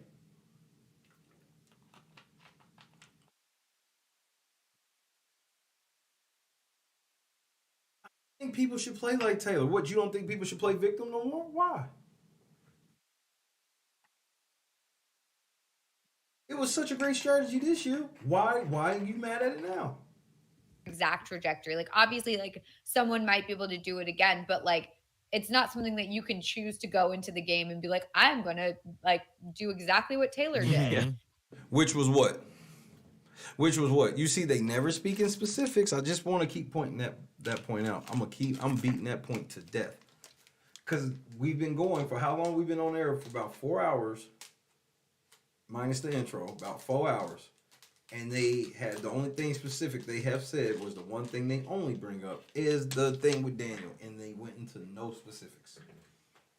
None. No specifics in this entire review of the season. And that's the thing too, like Taylor was so reluctant to sort of like claim that. Like she was not somebody that would just like that immediately was like, okay, I'm being victimized here. She literally went in the room and was crying in Cam Talks, bro. What the fuck is Taran talking about, bro? Man, y'all are some. It just does something to me just watching people lie like this. She really like tried to give people as much grace as possible and tried to sort of like understand her position in the game, and reluctantly had to sort of like come to the conclusion that like, yeah, okay, things are messed up, and then had to advocate for herself. Like if you find yourself like in a power position and then one thing goes wrong, or somebody calls you out for being mean to them, I think be careful about, feeling like you're on the side of right. Yeah. Because you definitely You're always wrong, basically. The good people narrative is always the calls are always coming from right inside your own soul. Like it's not gonna happen for you. But I hope that what people do take away from her game is really just like the core value of like persevering.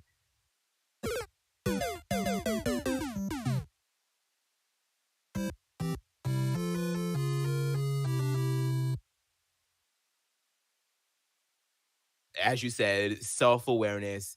And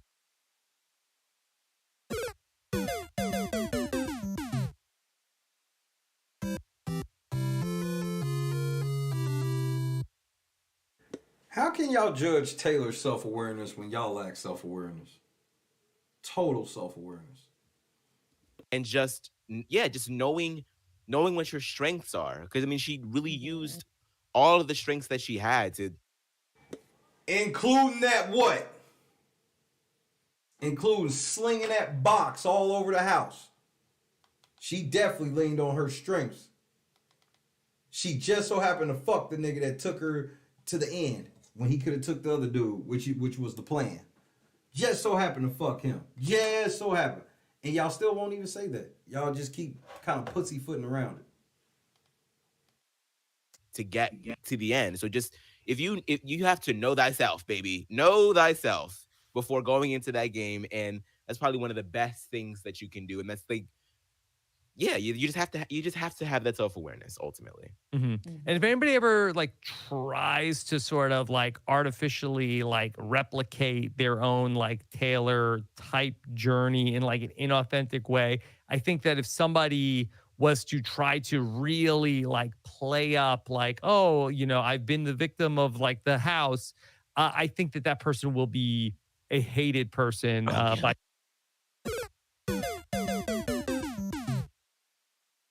Church out. Exactly, Rob. Ain't nobody going for this shit no more.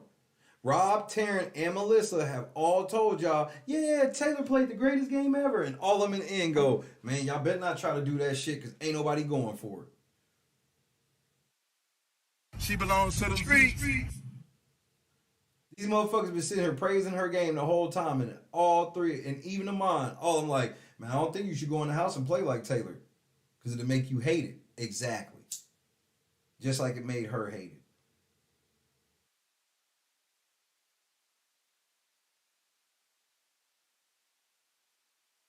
That was that's the best thing that Terrence, Monty, and motherfucking Daniel did was not going this just kissing her ass to her full flesh.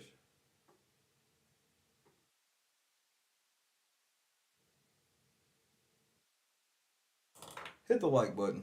The fans, I think we've seen versions of that before from Big Brother contestants, and it's definitely something that the fandom doesn't like.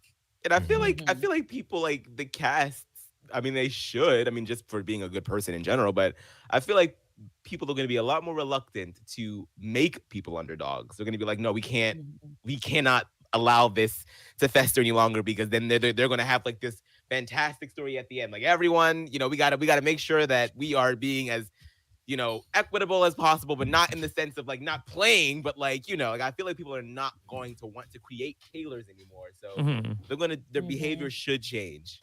So. Yeah, you shouldn't want to. You shouldn't want to leave people out like that. And you know what? Like that's another thing that I thought Kevin did really well in his season, was that he constantly reminded people like, hey, don't underestimate anyone. Every single person here has value.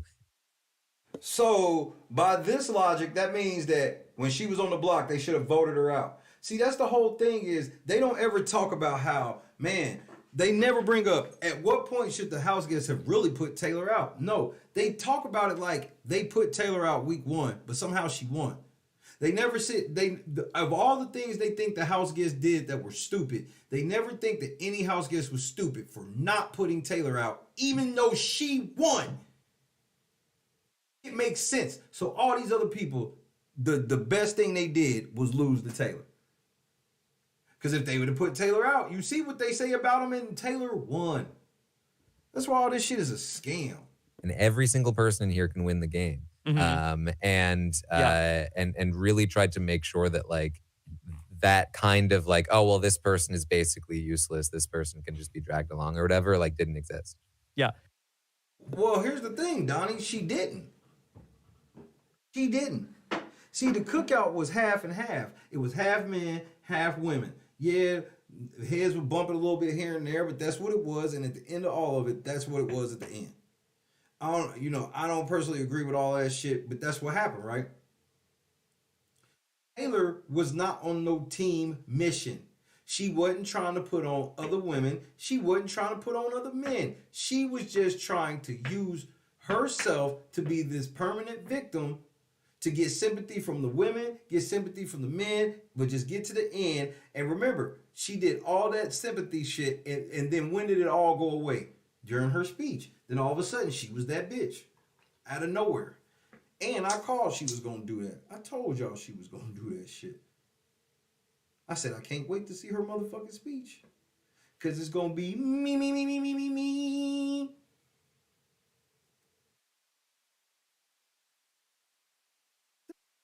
Understand, Sean? What sense does that make? And they never tell you either, Sean. And that's the crazy part, Sean. They'll never tell you that. If you ask them that, bro, that is such an excellent question. What does it mean to play equitable in an elimination style social game? And they, let's get it. Let's write it out. Let's write it out. They don't want to do that. They want to be able to just go. They want to be able to judge everything off of feelings. They don't want rules. So whenever she feels something, she's supposed to be trusted, and we listen to them and just what they feel. That's why they never tell you anything specific that really happens. They just tell you how they feel overall in certain moments. Just the whole thing based on fucking feelings. This shit weird. And this is something that I will be talking about on tomorrow's panel on the Year of Survivor, of the idea of underestimating any person in the game is a very big mistake that anybody should be making. I'd love to talk a little bit about, so what is the impact of Taylor and Big Brother 24? How do you do a whole review of a whole season and only talk about one motherfucking person? How? And I don't want to hear this. Oh, well, they brought up Terrence. Bro, anybody else they brought up for like a one-line bit. This whole thing has been Taylor. The whole season was not Taylor. She was boring as fuck on the feeds.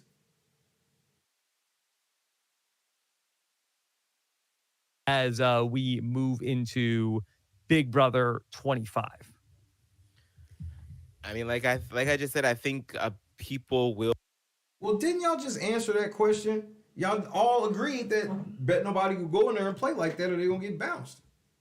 Will be a little bit more cognizant of how they are, sizing up their competition. I think, and which is also kind of fun because I think that just creates more paranoia for everyone, which can manifest itself in a lot of juicy and interesting ways in the game. I think that there will be definitely a better push towards having real constructive conversations with each other in the house. Like I'm not, I love a good Big Brother petty fight drama just like anybody else, but I also do cherish those moments where there is like that real human connection and we do get to see people talking about their own experience. See, they tell you to scam to your face. We want real Big Brother, except for whoever we rooting for. Whoever we root for, we don't want you to say anything mean about. You can't plot to get them out. Don't put them on the block. You can't even think about putting them on the block. You can't say anything about them at all. And then all of a sudden, it's not Big Brother anymore. That's just you being a bully. Well, they would tell Taylor she's safe, and then right after, they would talk about possibly putting her up. That's Big Brother, bitch! And not in like a canned, over-saccharine way, but like in a way that feels very, wholesome and genuine, and you feel like you're actually... That is not genuine. That's not genuine Big Brother. Any type of shit where y'all trying to be on Kumbaya for the player because again, that's where they're trying to split the hair. We like real Big Brother, except for whoever we're rooting for. Now, if our player is winning real Big Brother, then we win it. So if we root for Taylor and she's scared, you're so dumb right now. We're rooting all of that on. Nobody did anything like that to Taylor on any fucking episode. Taylor's the only one who got up and disrespected somebody. Nobody got up on an episode ever and disrespected Taylor. Remember, she's the one that went through it. But for some reason, she's the one on record disrespecting somebody in front of their family and every fucking thing. Everybody watching, Taylor called them fucking dumb. Nobody did anything even remotely like that to that girl. So that's the proof right there. They want Taylor to play Big Brother. She can do all of that extra shit and it's cool. But then they'll tell you that worse shit happened to her while not being able to point to it. For all that shit Daniel was on, he got up in his fucking speech and said something about motherfucking Michael. Why didn't he say something about Taylor?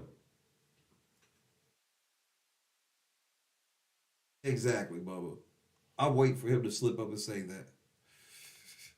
Learning something and you learn something about yourself. So I think that there will definitely be more of that because I feel like especially watching Taylor have those conversations with Daniel and watching her have those conversations with Kyle about his whole mess. I think that what was his whole mess? They don't say anything specific. It's just a whole bunch of innuendo. They just did a whole year in review, innuendo style. there will be people that are more willing to own their mistakes, because if you own your mistakes and you show that you're like, oh, you know what, let me take a minute. Did Taylor play a perfect game? If she did not, what are her mistakes? Y'all not allowed to talk about them, because if you do, she'll disown you. I kind of effed up there. I'm sorry about that. Let's have a conversation about it.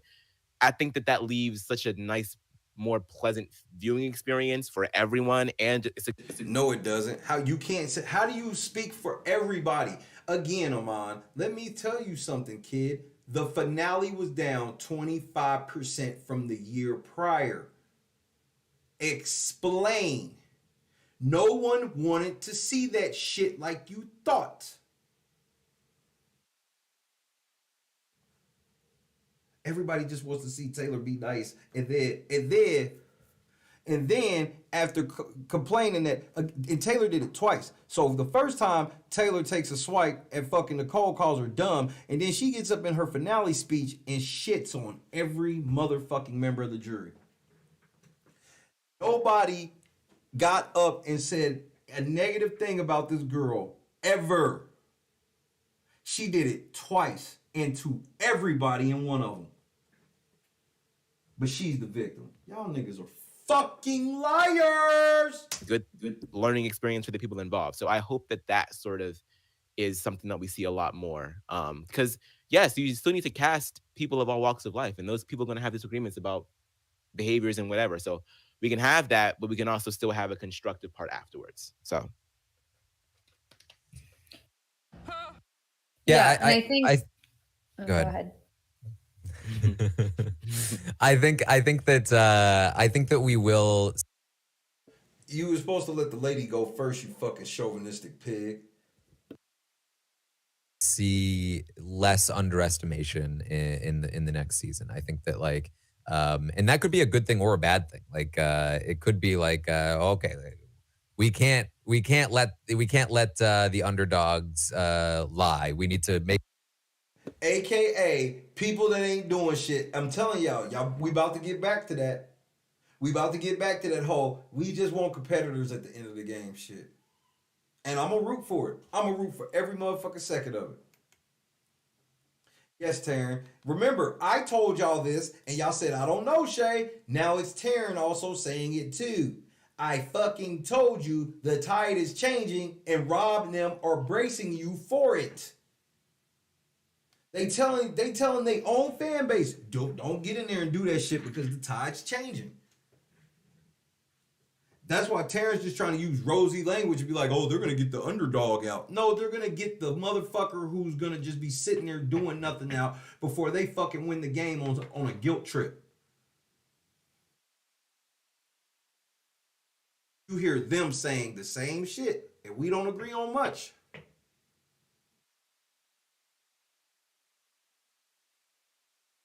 We don't agree on much, but I would say I've been telling y'all the same shit. I'm like, bro, y'all thinking that this is about to be an every year thing? They got the black man, they got the black woman. What's left? Nothing. So now it's on. I'm just letting y'all niggas know now. Cause I saw what happens with that shit. Davon tried to, bro. Taylor wasn't the first person to try to play victim. Davon used to do that shit. She was just always in the house of motherfuckers that said, shut up, get out. And she kept teaming up with the white girl who was telling all her business. She found out the white girl did it to her once, got an all-stars, let her do it to her again. Make it make sense.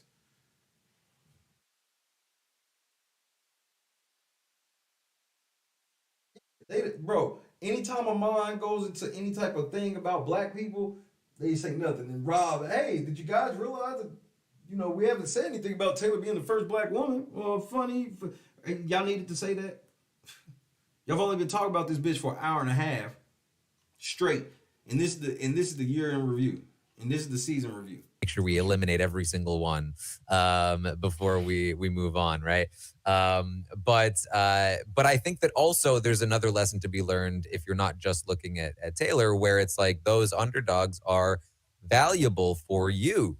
You know, you should be looking at like Kyle, Joseph, and how they flipped the entire house around by looking at the people on the outs and changing the dynamic of the house. We went from these big majority alliances to a huge shift in week 3 into a new majority alliance. And so like those kinds of moves, I hope are things that are top of mind in terms of like things that are possible to do. You don't have to settle for what you currently exist in. You can change things. But you can change things up. In the same breath, though, Taran, because like Tactical nuke incoming!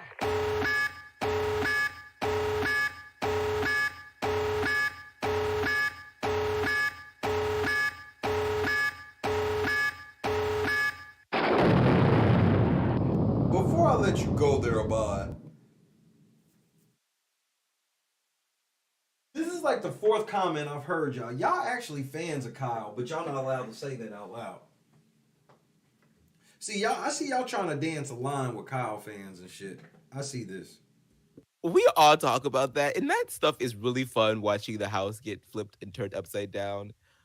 And if that were to happen to me with a 25, I might just have to put in my resignation in terms of like the daily recaps, because when you really think about like an entire house of Josephs just flipping the house it's like the first week of season 23. It's just like, what is going on? Like, what? I'll tell you what's going on the first week of season 23. Frenchie's a fucking idiot, and we was just waiting to see who won contest. Y'all so full of shit, and here this motherfucker go again. What is the truth? I don't know what's going on. So I want that to happen, but I don't want to have to recap it. It's so much work. Oh my God. Is more work. You know, my concern going into Big Brother 25 is that I think that Taylor's win covered up like a lot of deficiencies.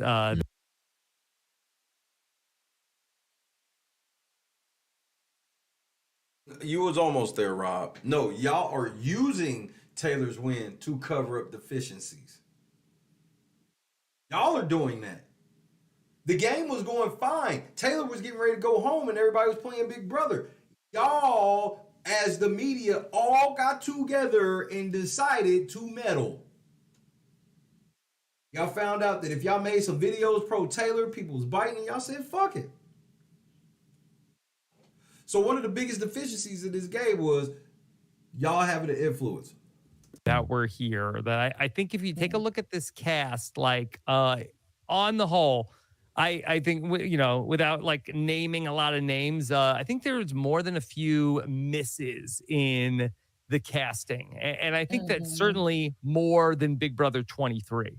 Well, why don't you mention that Terrence was the first married black man to ever go in the house?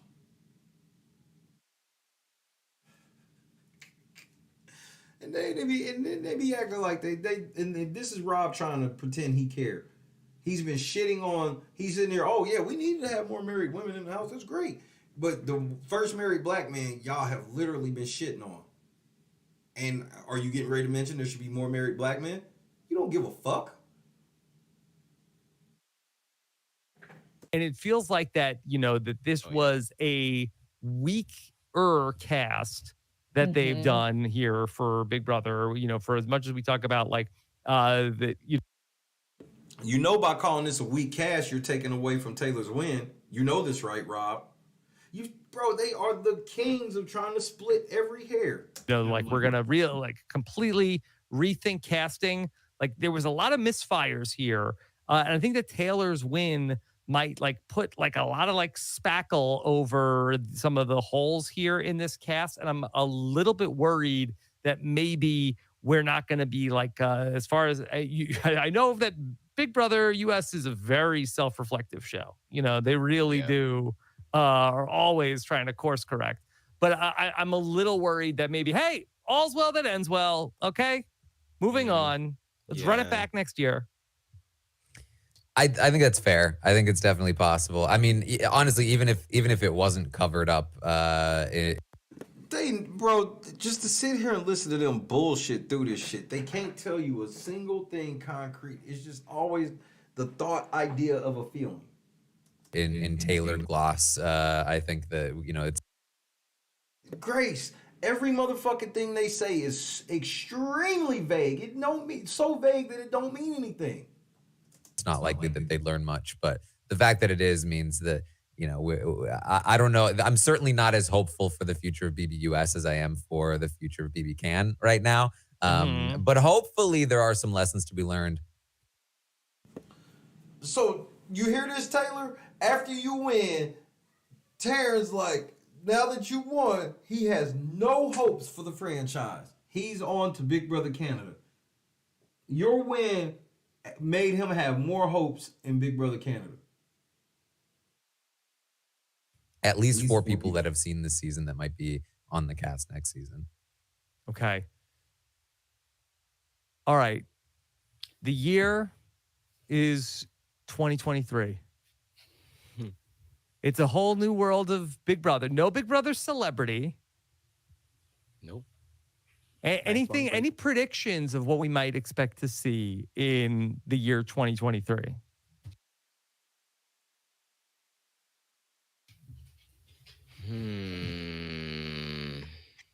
I think it's going to be hard to top this year. I think that I feel like disappointment isn't our future. Yeah. We won! Soundboard.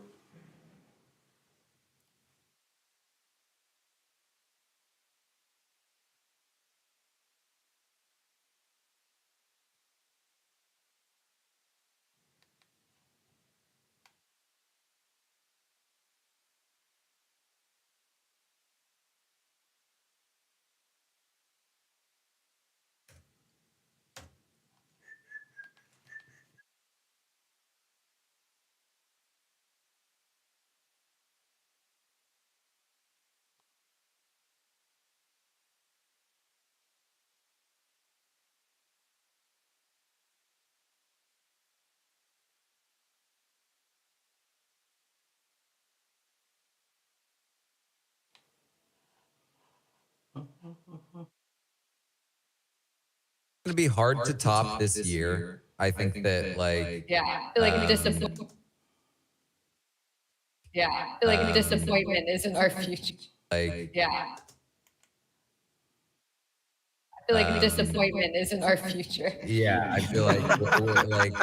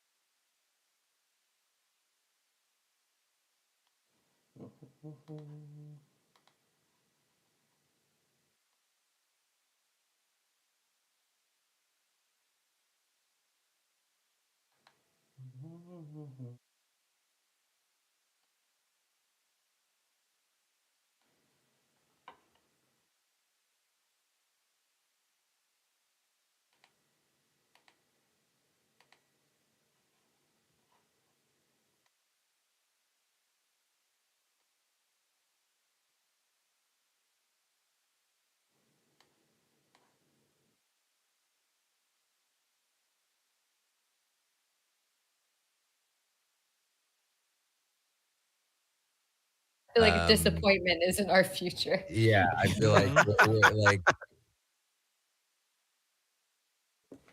Thanks, Melissa. I got a feeling that sound effect is going to come in handy in 2023. So I wanted to make sure I had it on the board before the clock turned. So I appreciate that, Melissa. This is going to come in handy. I feel like disappointment isn't our future. Yeah, I feel like we're like.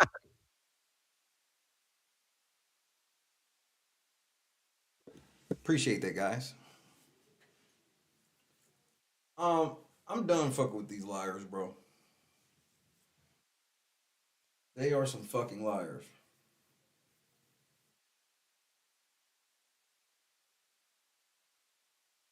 Aaron, you wish you could edit like me.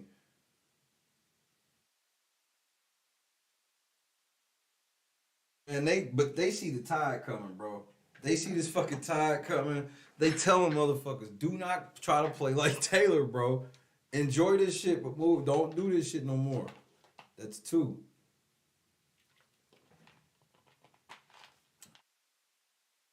They telling y'all, if y'all try to play like Taylor. I feel like disappointment isn't our future. Yeah, I feel like we're like bars. I feel like disappointment is in y'all future as well. Told y'all, man. It ain't all bad. It ain't all bad. Yeah, you got back-to-back black winners, black man and black woman. They can't do shit. This is, bro, now, gloves off. What's about to happen? Taran and them were telling y'all. We don't agree on much. So whenever we tend to agree, I tend to be like, oh, so it's really, really gonna happen then. Right. Grace is all the way right. Man, hit the like button.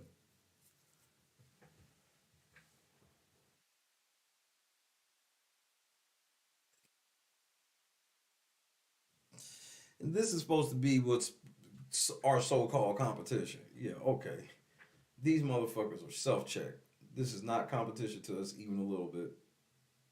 They are an outright fucking joke. Motherfuckers just get together for 2 hours just lying. No script, just freestyle line. Straight off the dome. This is why LNC is growing like we are. People are tired of you niggas lying. Bro, I'm not the only person. It's not like I'm some type of prophetic genius like that, bro. Like, get the fuck out of here. Like, other people are watching y'all and going, that's not what happened. That's not what happened. You're not sitting here watching my chat and people are like, did that happen, Shay? Wait, Shay, did that really happen? No. Bulk of the people in here are like, this motherfucker, that's not what happened.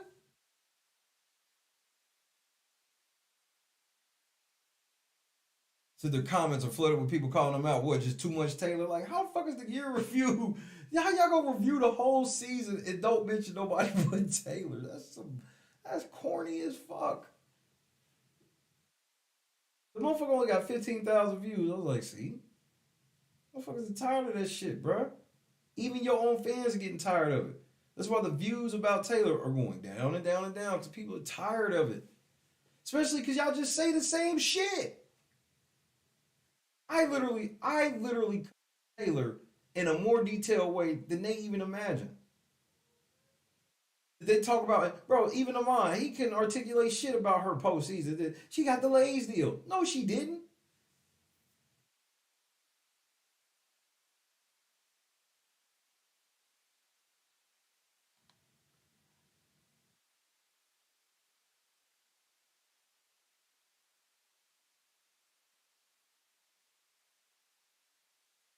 They didn't talk about Michael. All they said was Michael tied Janelle. They didn't talk about none of his comp wins.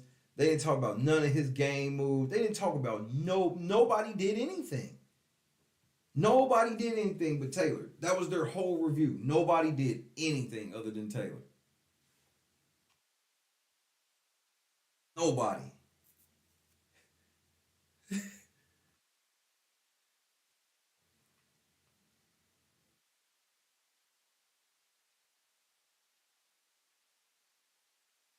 These are facts, Rob. What's good? And that's the other thing is like, they see that shit, you know what I mean, Grace? Just like how you see it, they see it. And that's what I'm saying. Like, that kind of shocked me at the end that they took that turn where it was like, hey man, like bro, I know somebody had said it off cuff, like kind of at one point. But like when they doubled back and was like, hey man, for real, don't You probably shouldn't go in there trying to play like Taylor. That was something I didn't expect.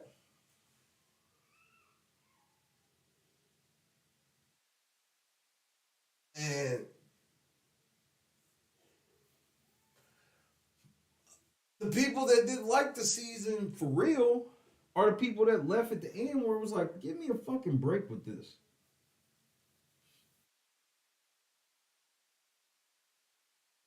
Either way, I'm getting ready to get the fuck out of here, man. Fuck them. Hit the like button. Follow us on Twitter at LNC Rise, Instagram at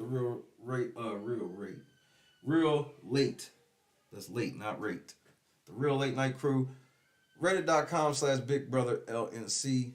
Hit the PayPal Cash App. Let's hit the 24. Let's hit the goal before we get here tonight. So we ain't even gotta do it tonight.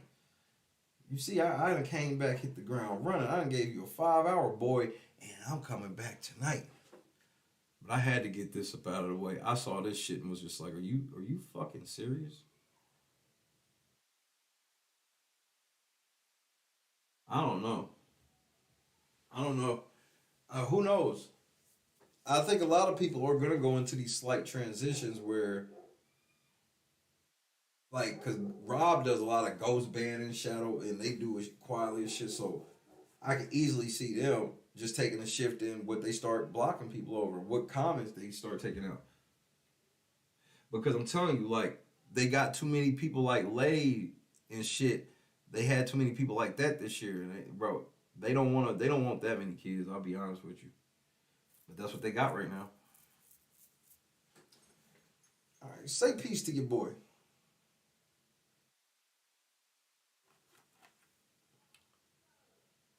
Say peace to your boy.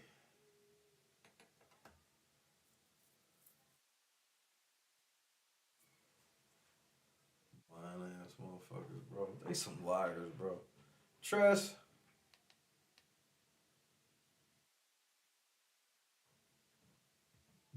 Bubba. Javon Barksdale. Scotty J.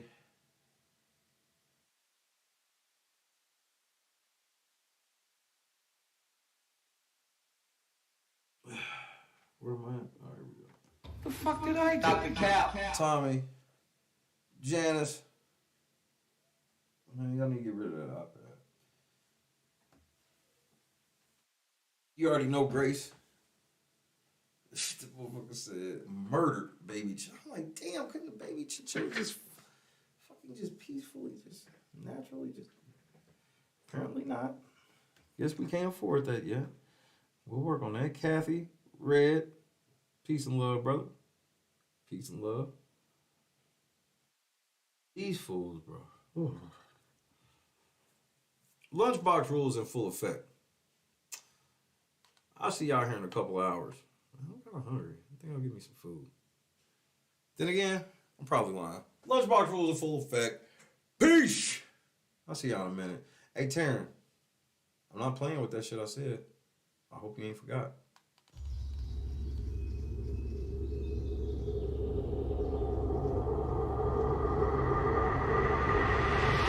Barely. Yo, what's Peace, going Josh. on, boys? How are you? Yo, dab me up. Hey, all right, damn. What part of the city are you from? Yo, I'll let you, Jay. I'll see y'all tonight. What's up, bro? You guys ready for this? Take this. Oh, all right, sick. Why don't you guys come inside? Don't ski. These are the guys.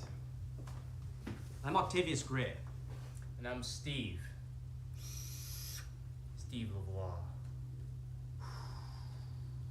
It's okay, I have babe in here, right?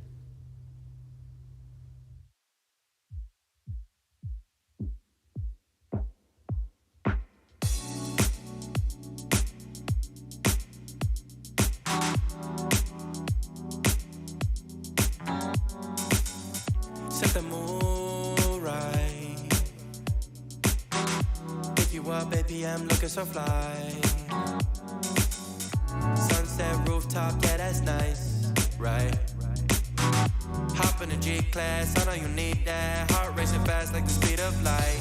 Is this attraction, or is it the moonlight? You want satisfaction, but only for one night. This could be real love, but you've been broken, and I just want you to see what I could be for you. What I could be for you. What I could be for you. What I could be for you. What I could be for you. You got me wrapped up in your love. Barely. Finding you is like a treasure. Making my heart feel this way, yeah, yeah. And I'll treat you so damn special. What you did, who you were with, I don't care about those days. When I'm with you, I won't complain. Share your success and heartbreaks. Yeah, you know I stay by your side. Never leave you dissatisfied. But I need you to let me know. Is this attraction? Or is it the moonlight? You want satisfaction, but only for one night. This could be real love, but you've been broken, and I just want you to see what I can be for you. What I can be for you. What I can be for you. What I can be for you. What I can be for you. Baby girl, it's just one night. Yeah, baby girl, it's just one night. Oh, yeah, it's just one night. Yeah, baby girl, it's just one night. Yeah, girl, it's just one night. Yeah, baby girl, it's just one night. Oh, yeah, it's just one night. Yeah, baby girl, it's just one night.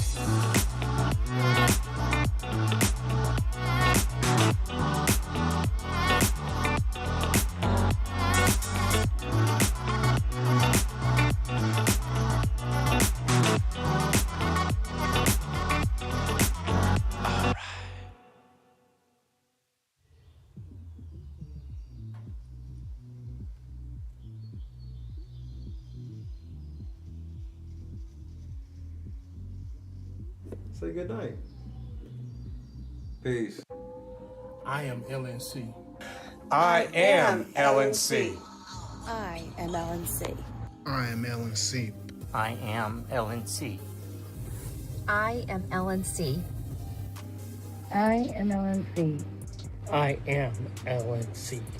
I am LNC. I am LNC. I am LNC. I am LNC. I am LNC.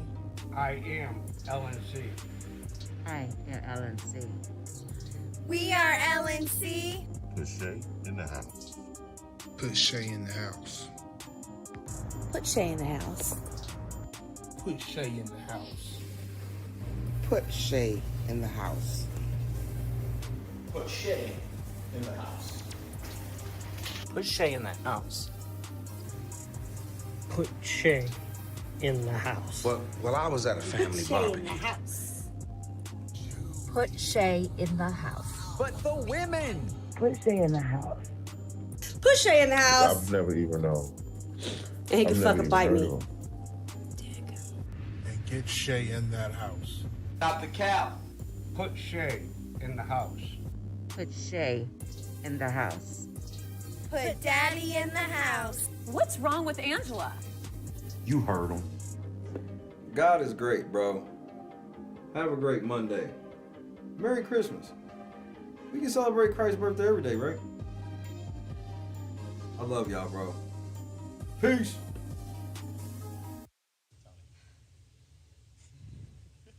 I gotta go. You got it, I don't want to hurt myself. You got to pee? It's all right. No, You got it, Jess. You gotta go, girl. Let go. I don't even want to fall. Turn to the side. You're okay. Just You're good. land right on that booty, girl. Just put your legs out Turn and to the pull side. on your booty. Jess, you're amazing. You got You got it. You got it. Turn to the side. Just let go and turn. Like you're laying in bed. Yep. Like you're jumping onto your bed on your side. Just let go. Turn to the side. Shut your eyes. You got it, my love. Just turn to the side. You're okay.